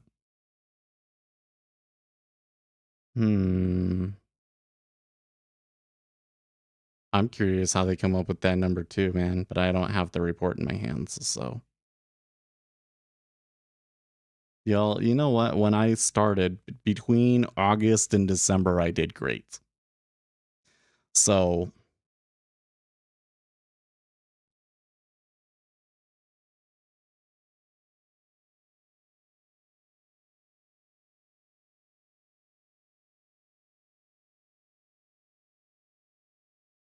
I don't know if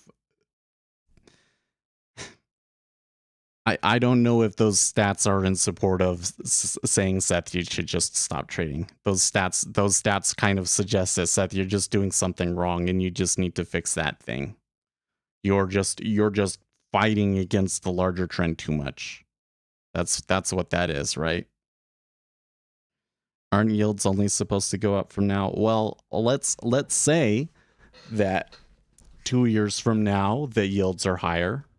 Yes. Probably. But are they going to be higher a week from now? Is the question. What I'm trying to get at is is it really a good idea for me to try and hold a swing from this?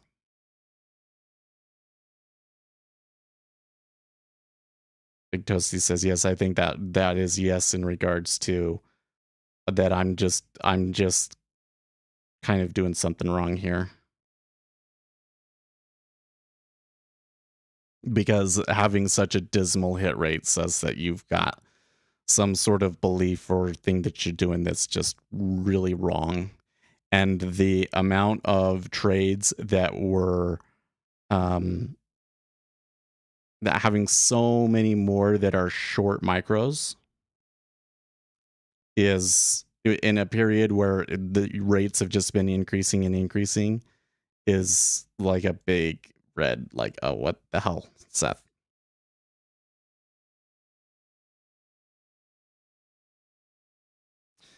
Yeah, I gave up the oil trading.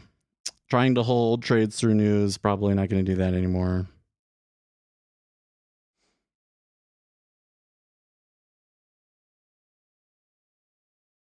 Hey.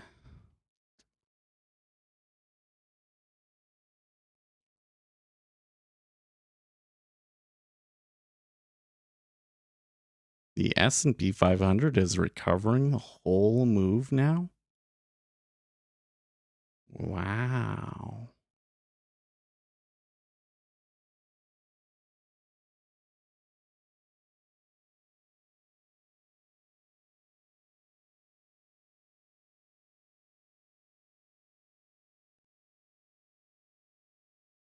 See, so for instance, I could add another contract at 1.987 and try and take this range again. And if I took it off at 2, then that would have me on profit for the day.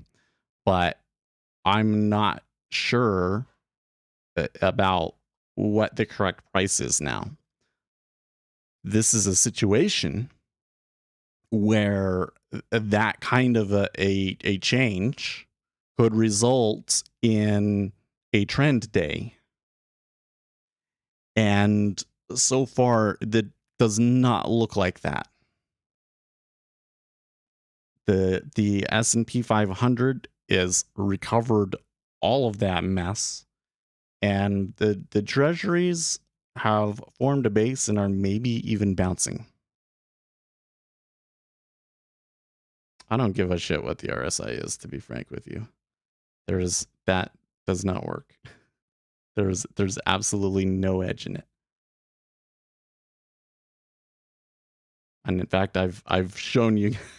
Somebody was asking me about that strategy, but actually, I went and I made an indicator that explicitly traded against RSI, and I basically extreme curve fitted it, right? I just found in that time period the settings for it that were right for it to be profitable, to show that you could make money trading against the RSI. Just to kind of show people the problem that people come into with these is that, first of all, there's these indicators, there's no empirical evidence to suggest that there's any edge in them at all. But then people will say, well, this person made money from doing it, or I saw this back test that says that it works. So what I did while I was doing that was I was showing you how people can fool you with back tests, or you can fool yourself with a back test. Stochastics. If I'm going to mess with one of those things, there has got to be real evidence that it works.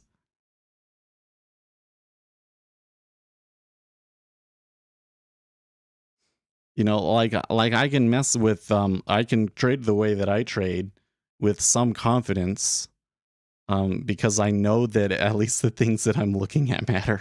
You know, I know that at the very least order flows are what moves the market. Large meta orders move the market, and we can try and predict them. How do you predict them is like a really big question, and it seems like I haven't been so good at predicting them lately, but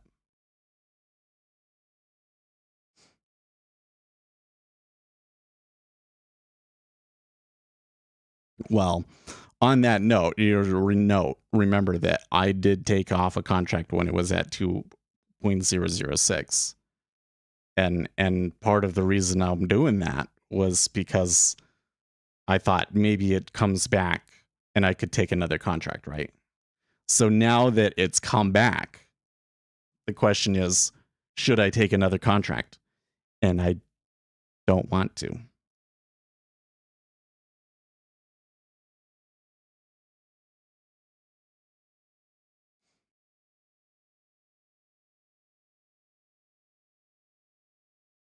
So I'm not sure what to make of it. I think I'm just going to kind of sit here and watch it a little bit.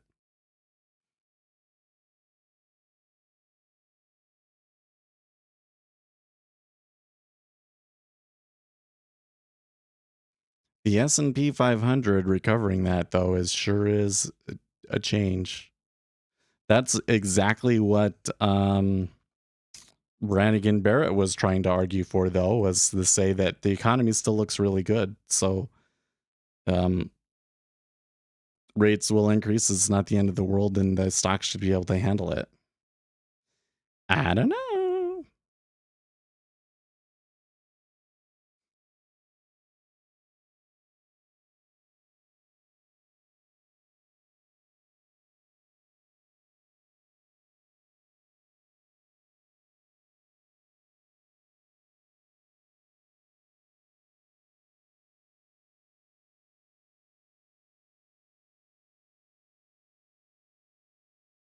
It was the closing auction the day before yesterday and bounced back. You traded that at the bounce? Good grief, man.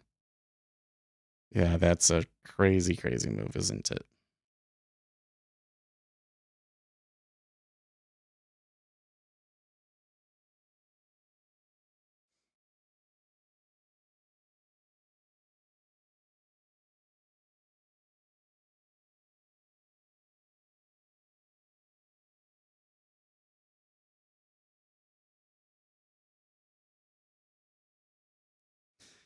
It seems like I've moved my break-even point so far down. I mean, 1.3936. That is into where this started from. So I don't know. What are the chances that we get a big sell or a big buy in the treasuries that pushes us back to that level? I don't know. It's weird. It's too far out to think about, I guess. We still have PPI next week. I don't really see anything else on the horizon that's really going to be like the next. I think I had set this up in my mind as too much as the end all be all of everything.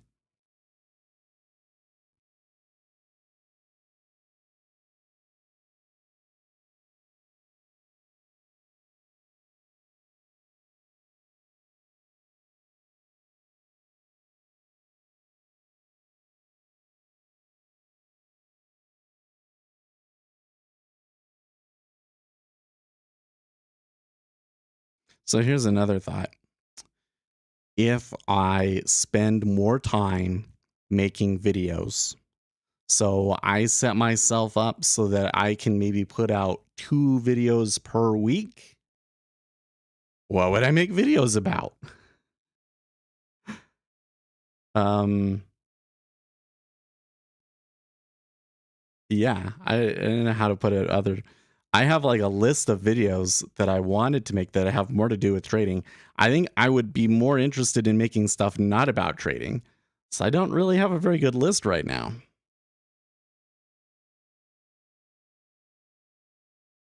We could certainly make an analytical video about, for instance, what happened here today with the inflation. I mean, I have to do that for TikTok. So I told people I was going long and it was a disaster. So um when we moved back down there, I'm thinking like, oh no, this isn't good. But then no, but it is good.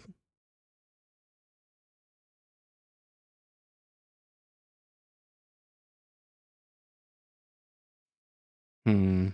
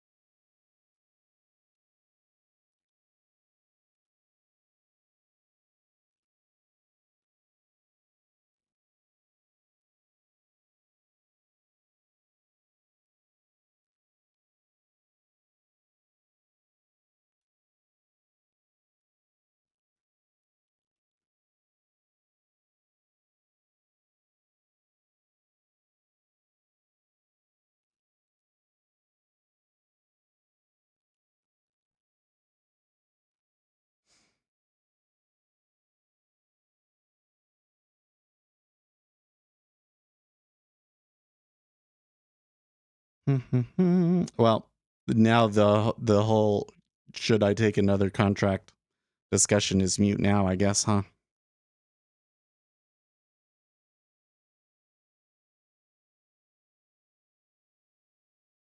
Salesforce is reportedly moving into NFTs.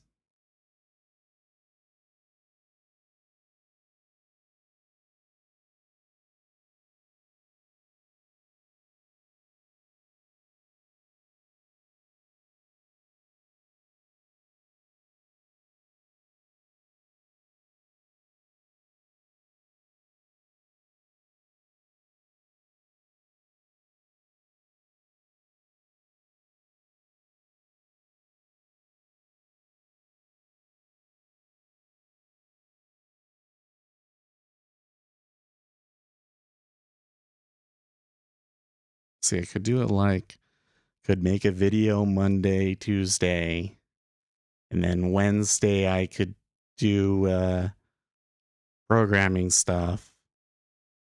Thursday, I think I would almost always want to stream.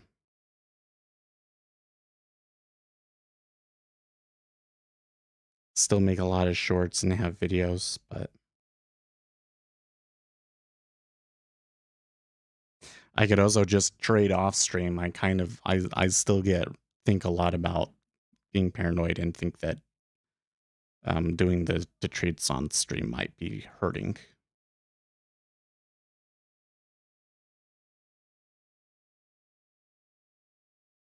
I saw an ad where a jeweler was selling NFT jewelry. It's really frustrating to see people make like I'm working super hard and putting so much work into doing something that's really difficult and sophisticated. And then you get all these people that are apparent, seemingly making money off of just literal scams. Jeez.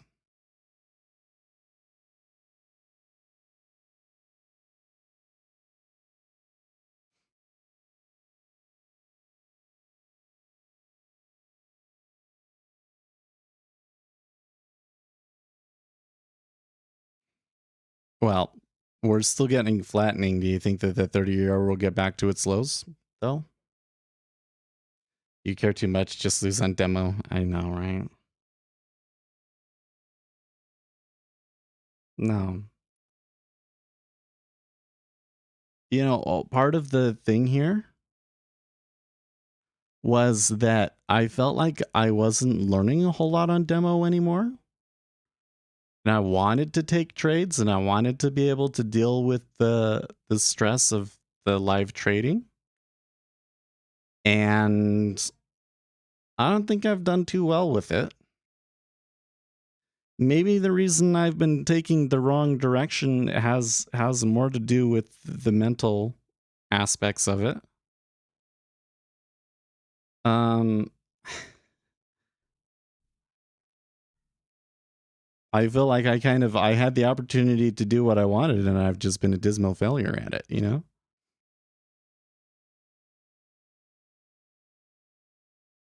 But I don't really want to go back to just losing on demo.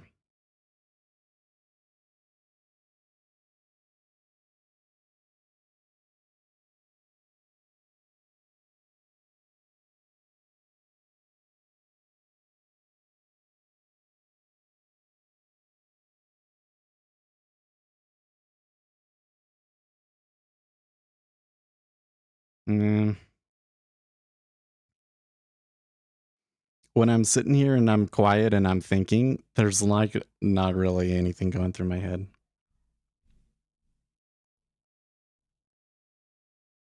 I'll have a thought, but then I just don't know where to take it from there.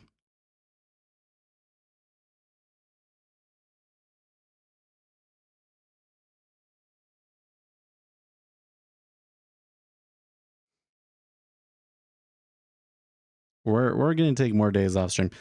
I also think that we'll start a Substack. Cuz one of the problems that I've had is that I want to start a Substack and I want to put some like more of like my general market view out there cuz I think that that is some helpful information. But how do I get it to you in a pertinent time frame? You know what I mean? So like I think I have to put it like on the Substack before y'all start trading, and I can't wake up that early. I don't know. So that's why I haven't done that sort of thing yet. Because it sure seems appealing to me to like start charging for the stream, and yeah. But I don't know that many people would pay for it. Especially like, why would you pay for a stream if it's like I'm explicitly saying like I kind of think I've failed at this. I'm not sure that I can really muster up the motivation to want to live trade anymore.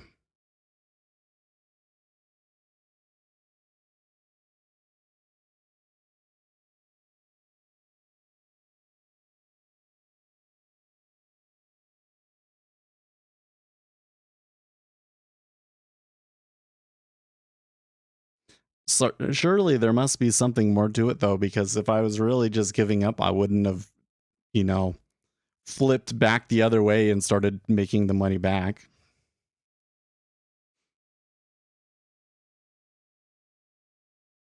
This is worse. This is worse than Fridays though. Last Fridays, that was so bad. Right.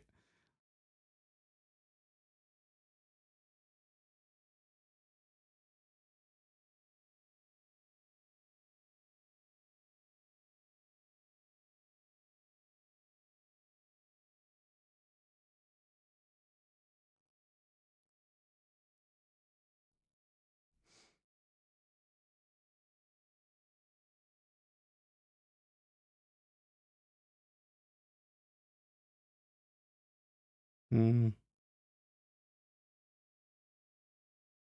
The thing is that if I go back and I just told myself, only ever go long rates, I would be sitting here up $500 and bragging about how smart I am.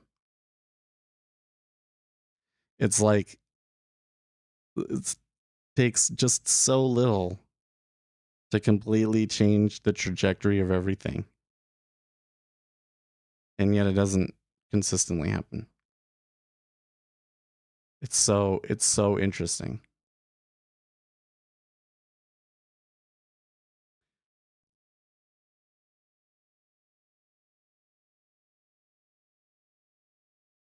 I'm only glad you've learned a lot from our channel.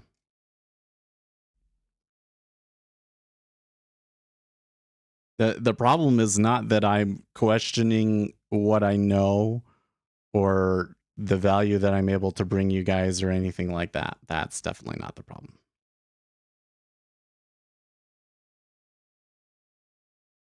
The problem is that I'm not sure if day trading is for me anymore. Content creation, maybe. I don't know if I'm ever going to become like the biggest YouTube channel, yada yada.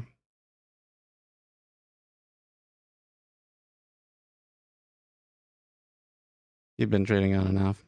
Well, that's another thing that I got going is that I kind of went light on 2020 because I had a child. I probably could have made more money during that period. But I'm having another baby, so yeah, you did come into a sad stream. It's all my fault. It was a really big risk, right? Like if I had been right, like we would be partying so hard, right?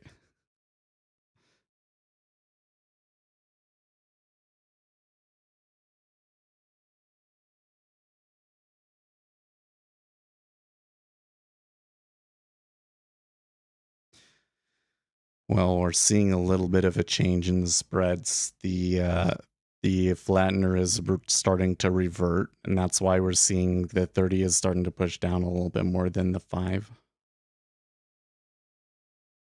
They're actually like starting to go opposite ways, in fact.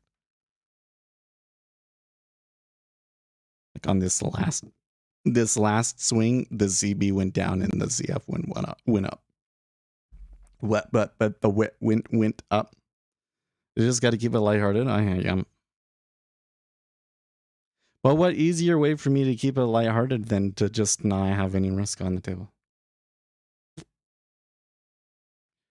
I don't know.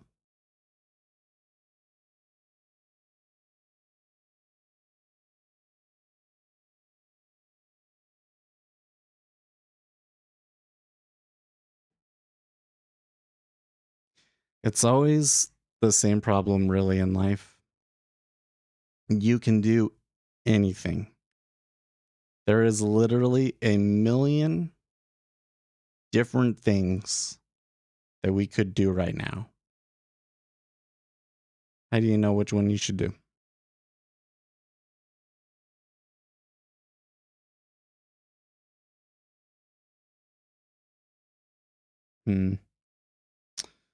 Well, pretty happy with my fills and everything in ZN, but I'm not. This one, I'm not sure what I want to do with it. I would like my profit to be above this 24 area. I mean, like with this one, I basically got it there, right? This one, I don't. This one, I probably need another swing or two to feel comfortable. And this one, there's been at least 2 swings that I've ignored that I could have taken as well.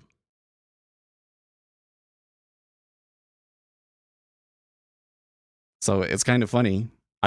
Now I'm getting to the spot I probably should be more aggressive. But I still continue to look at this and it seems like that they're getting less and less and less out of it in the treasury. So I don't know. It's an interesting conundrum over there in ZN right now.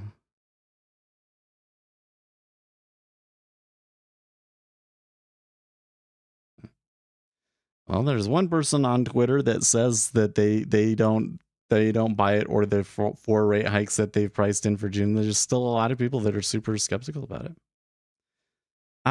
Did you try and trade UB instead of ZN? Why would I do better in UB? Yeah, the first person to say that. But I don't think the instrument's the problem.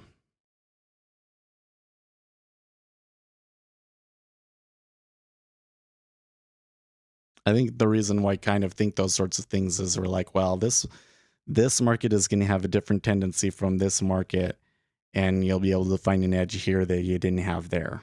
I think that's the thinking of it, right? But again, like, it's mostly just random. So if the randomness hurts you over here in ZN, it's definitely going to hit you in UB, right?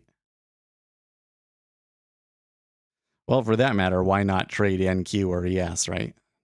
We've blown up plenty of times to doing ES as well. ES just moves too much nowadays, man.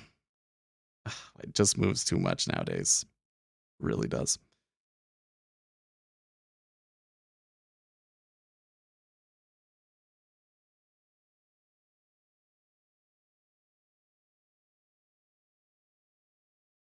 I guess we got some more news coming up here.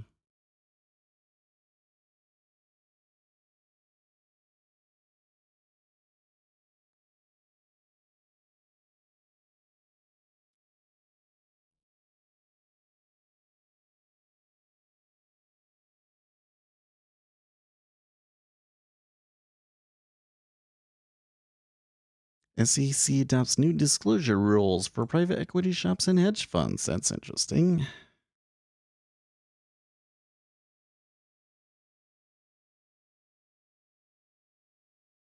I haven't actually put too many stories out here on Zero Hedge.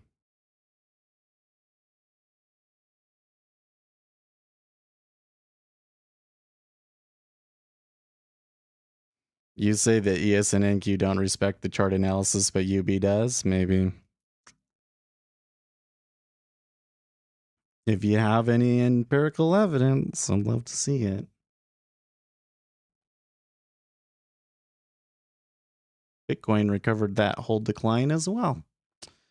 It's literally just trading correlated with the S&P 500 now.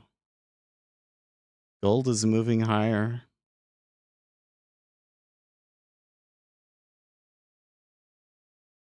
$6J is bouncing too. Like, the dollar got really strong and then completely bounced the other way. It's getting weaker. I mean, I've looked at plenty of charts.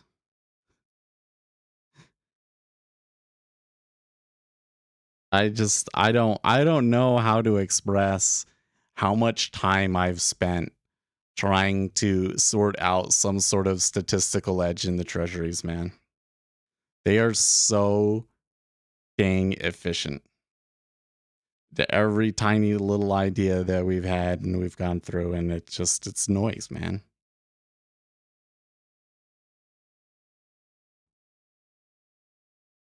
We're really good at seeing patterns that aren't really there, and we're just not capable of seeing the action on a large enough time frame to realize that the long-term expectancy of it doesn't play out. Well, 126.06 is in a bad spot to try and take it again.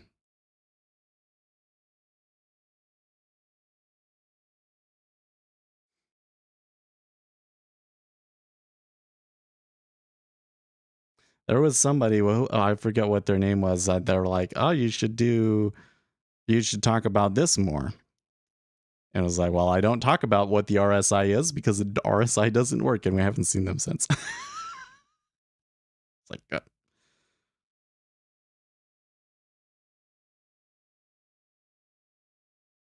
why not try something less efficient? I think it'll still be noise, right? Oh, try something. You mean an instrument that is less efficient? Yeah, I see what you mean. I would still need, and I mean, if it's less efficient, where am I pulling the edge from that at that point though? Right? Like we still need new edge. We need new edge. And kind of the thing that you guys have been saying that I think is right is that one place we might be able to pull new edge from is machine learning, but that's going to require a lot of time and probably conflicts with streaming, right?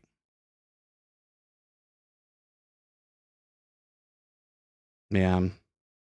Well, that is why I've spent a lot of time trying to find some edges in ES. It is sure is a monster though, man. Like it's hard to. Now I have kind of wondered. I have kind of wondered with okay, you say that RSI will not work with many instruments, but with UV. So here, yeah, 30 minutes here.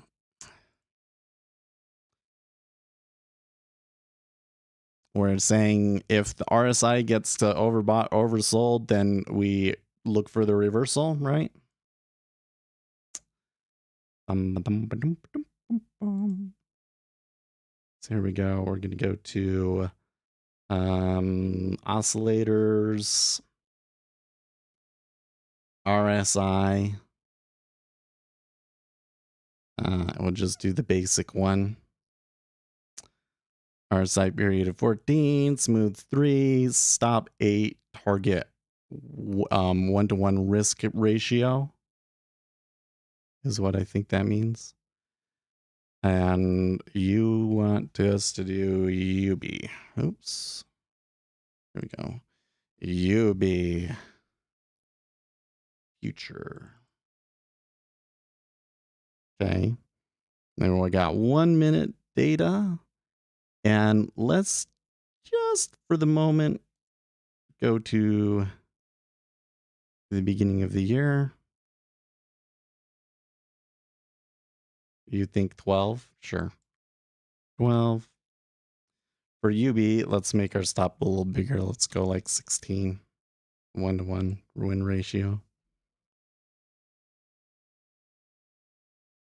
Well, so what you get right there is just exactly what we would expect to see. Well, okay, so now there's something wrong here.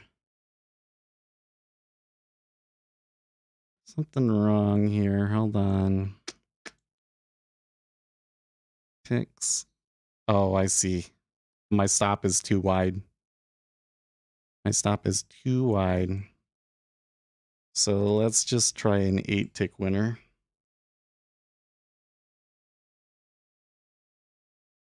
Okay, so that's a little bit better. You say 5-minute chart. Sure. 5-minute chart. 8-tick target. And that's interesting that you get the long trade is where it works and not the short trade.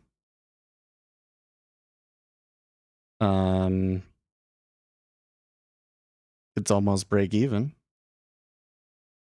So here's where I think that RSI fools people. If I get rid of the targets,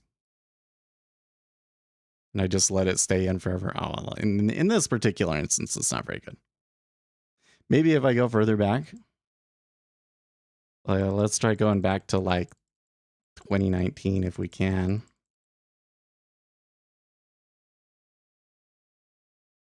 January of 2019. Sure.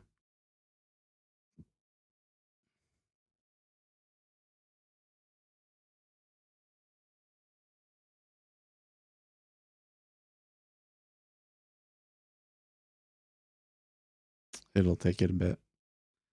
We're getting another pretty good bear move here, aren't we?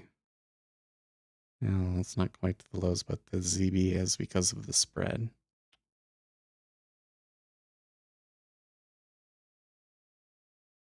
Oh, that's even worse.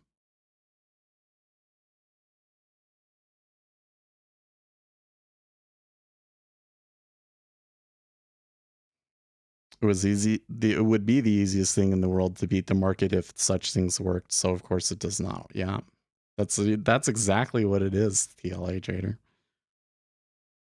Maybe there's like really something to RSI, but it's too popular, right?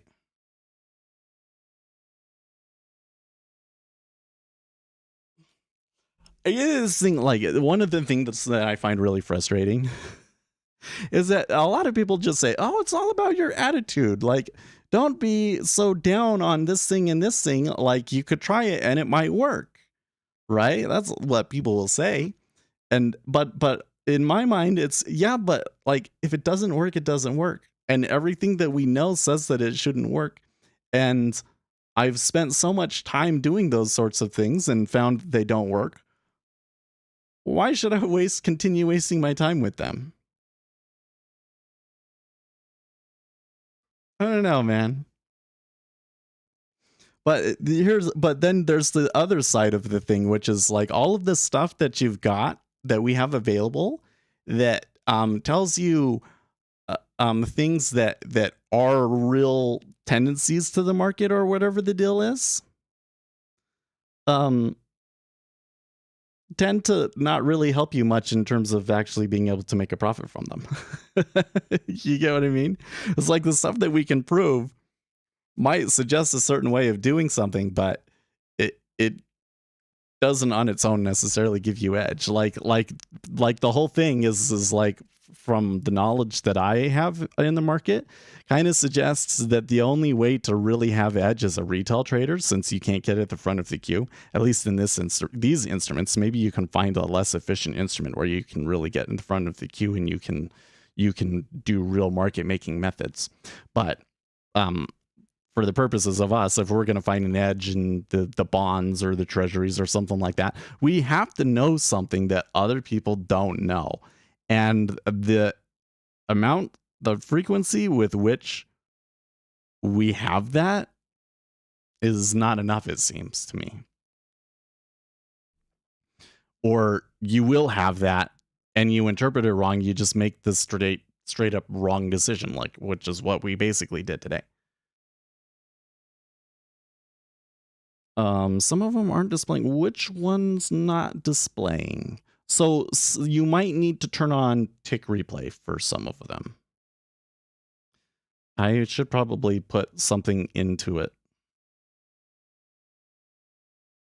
Consider yourself an SEC investigator who's trying. Okay, so that's what we used to do.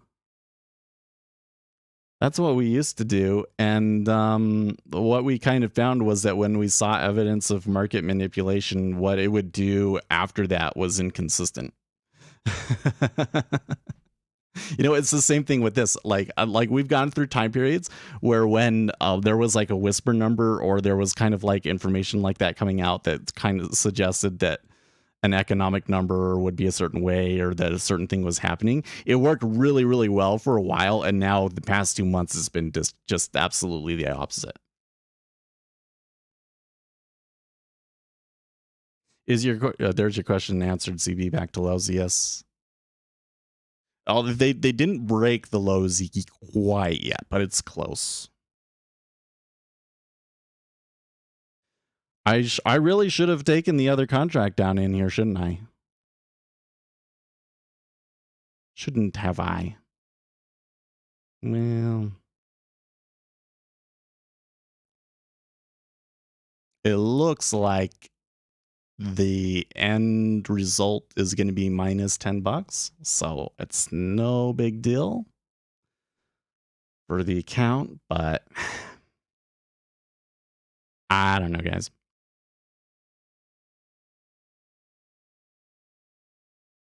Maybe I just need to come out here. I'm one of the things that I'm thinking about is, hey, just leave this contract on. Maybe if you got somewhere at some other point where you want to try and take a long and catch a little bit more on it, but because I was quite happy with the way that I was doing it up here, and I was like, why didn't I do it over here? But the opportunity is probably gone now too. Like, I don't know how much further the bonds can really go in the short term, because I don't know if our year-end forecast is supposed to be 2.25. They can't really continue going much more, can they? Because before it was like 30 basis points left on the year. Now it's like, well, I guess it's only 25. At one point it was 35. So we were like 35 basis points away from our target, and now we're 25 basis points away from our target. How much further can that really go at that point then, right?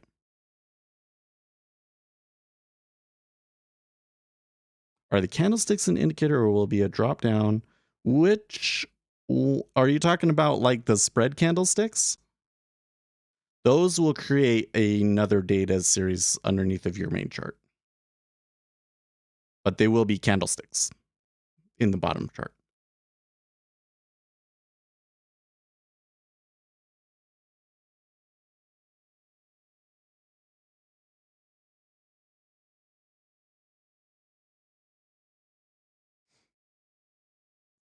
Well, look at the 5-year has backed off a lot. The 5-year is still up there. Well, the rest of these are all sitting there.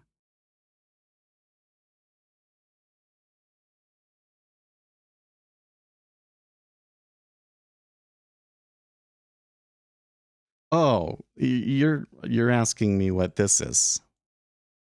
That's the dollar index.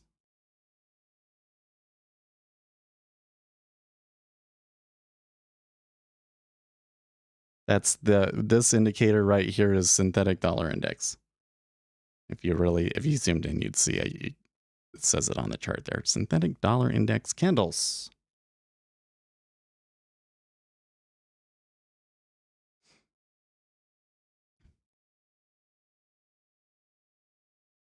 I got a couple of things in the synthetic dollar index that I think really make it better, but at the same time, I'm still kind of like, why doesn't anybody else have this? How are all these people trading, especially like you oil and gold traders? How are you guys trading without knowing what the value of the dollar is doing right now? Like, seriously. Makes no sense to me at all.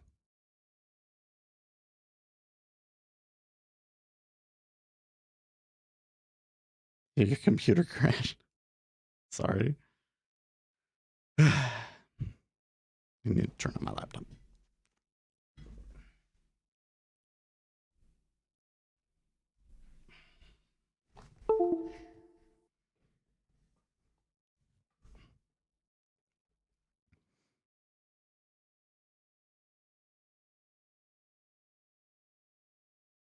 The thing that's funny, I think one of the things that's going on with me today is I really think that my brain and my heart are fighting with each other. My heart really just wants to keep trading it. And my heart just says, well, you kind of just didn't understand this market so well, and you get better at it. But my brain is still sitting here going, yeah, but you're not really going to make money from it. You could be doing so much other things with the time that would be more useful to your audience.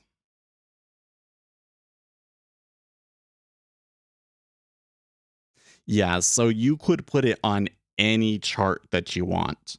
I would recommend I put it on a chart with the dollar, or sorry, with euro futures, but there should be no reason that you won't be able to add it to an ES chart or whatever you want. But what I do is I put it on a euro chart, and then I just make the euro so small that you see. If I resize it here, then you can see the euro. They're almost like mirror images of each other. Not always, but they're very close. You say, come on, 126. It sure looks like it's in their sights, isn't it? Or did we start at 127, didn't we? Oh, 127 was where we were kind of expecting them to go beyond if it was lower than anticipated, which, well, did not work out that way, but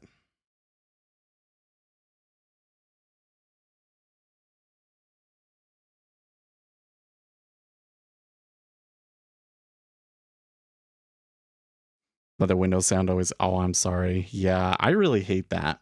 That's when I turn on my laptop, the USB hub that I have things connected into tries to switch my mouse and keyboard to the other computer, and then my computer makes that sound from the keyboard and mouse, basically connecting and disconnecting.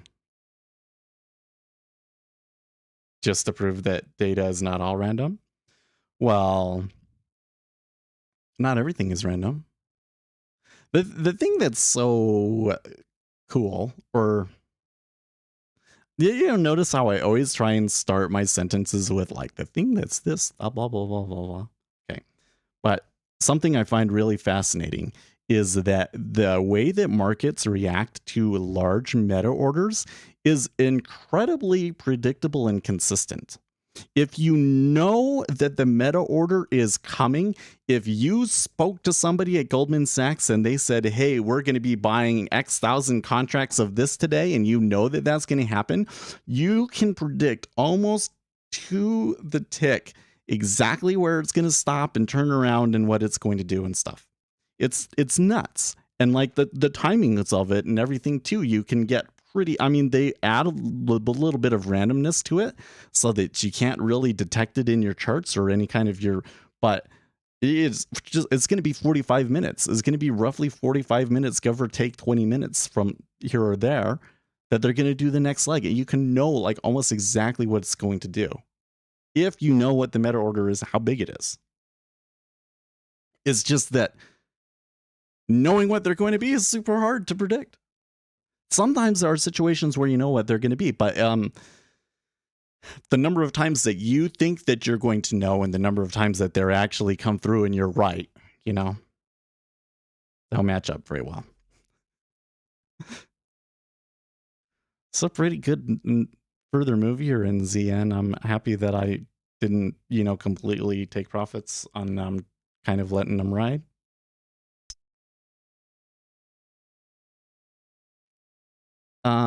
Yeah, I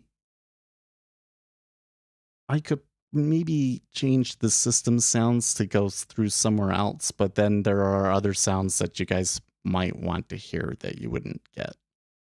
Or I could just turn the desktop audio off altogether. We don't get the clicks as much anymore. It's been a very illiquid market.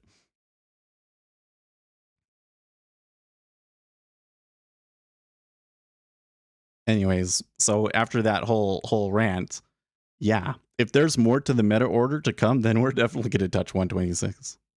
And there's probably going to be a ton of volume that trades there too.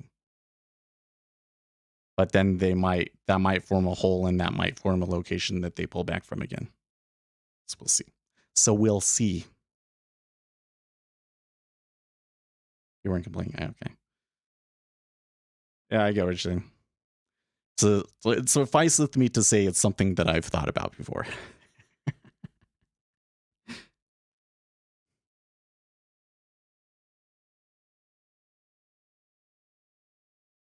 What are you saying here, Octavius? Oh, the order has been there for so long. Well, okay, but I'm hesitate to say that seeing the large order placed there at 126 would effectively predict that it was going to go to that price. That's one that's incredibly difficult to test with a back test, but we've kind of kept some notes on by hand, and with the small sampling of data that we took, it didn't appear to be very consistent.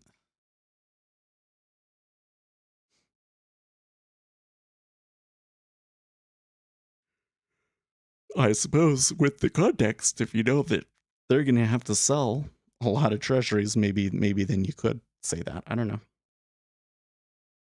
But at that point, aren't all of the other things matter more? Like the fact that we just got another really hot inflation print? I don't know. Yeah, we could forward test it. Yeah, this is the thing that I find so frustrating is like there's so many infinite questions that we could ask, right? Our ability to actually really thoroughly test these sorts of things is not very good. Especially when it comes to the level 2 data. That's why I say, like, if you're going to find a statistical inefficiency, you're probably a lot more likely to find it in order flow. You're probably a lot more likely to find it in order flow.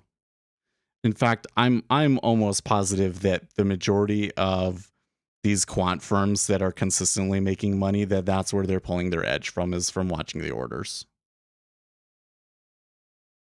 And they're doing something where they're just able to front run it enough, you know. But it's one of those things where it's like if you had the order flow data for like the last 10 years and all of the computing resources to do it, then we could maybe answer those questions. And then you'd have enough data to be able to come in and say, okay, well, but what if it's this situation and this situation and all this sort of stuff? But that gets us back to the machine learning thing. It's like maybe we can find, I think that there is an edge in how do I put this? Yeah, some of the indicators that I have use level 2 data. In fact, most of them are using on market depth. Most of them are using on market depth in some form or another. Um, Here, I'll show you since you're going through. I mean, I have a video about it, but I could just go indicators on one of these charts. I want to actually add them, but I'll just show you what's in the package. So you come into here.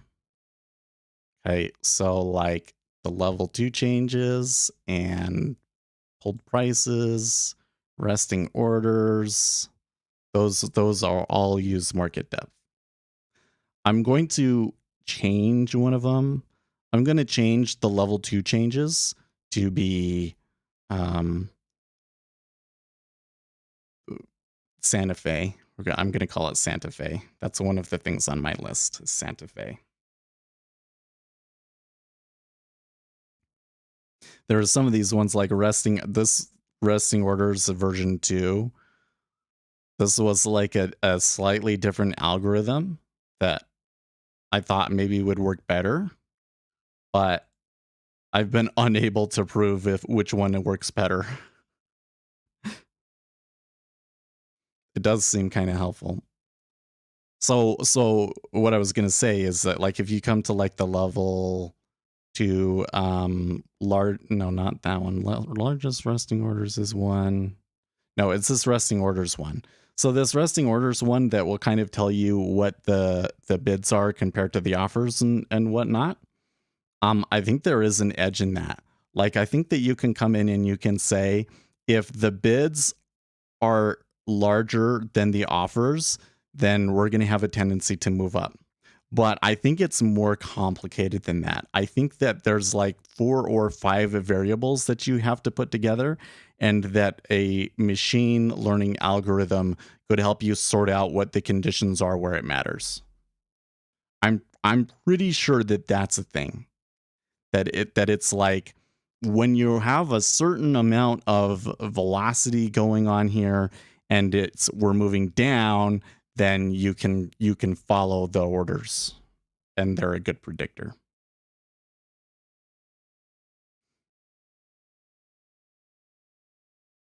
You chose the non-level 2 day. Oh, well, yeah, but it's a lot more expensive, right? It's like $50 a month. But that's most of what those are doing. That's kind of what makes it unique, is that I made indicators that were more sophisticated for level 2 data. Because I mean, people have done all sorts of wild stuff with price. You'll have me a screenshot.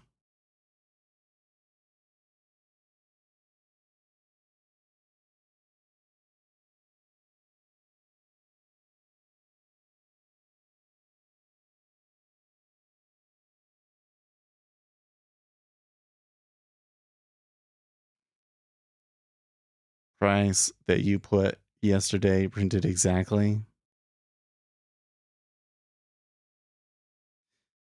You know, the order flow leading up to today's event is incredibly interesting. But I think that the what the order flow suggests is that a lot of people like myself made some big bets based on a piece of information that was basically false, right? I think that's what really happened.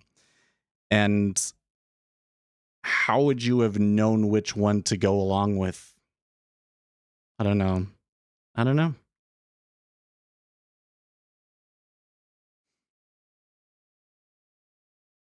Well, it is a pretty good excursion now below 30.5.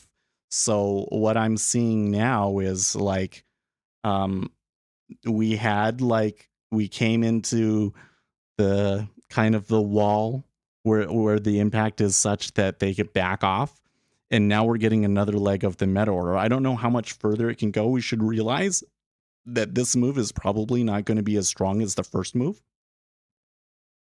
and that there will be some mean reversion again. But I gotta get going, guys. So if I take my profits right now, I come out on the day with a profit. So that makes me feel a lot better, but shit. I don't know, guys. I hope it was entertaining. They're hearing me cry about it and then make it all back anyways. I'm really thinking, though, I kind of want to try and see if I can hold this somehow. Block sell. Look at that go. Wow. 7K. Just like that at 125.30. That might be a little bit of a wall for a bit. Hey, guys. See you tomorrow. We'll be here tomorrow. I think we're going to take Monday off, but we'll be here tomorrow. All right. Stay profitable, friends.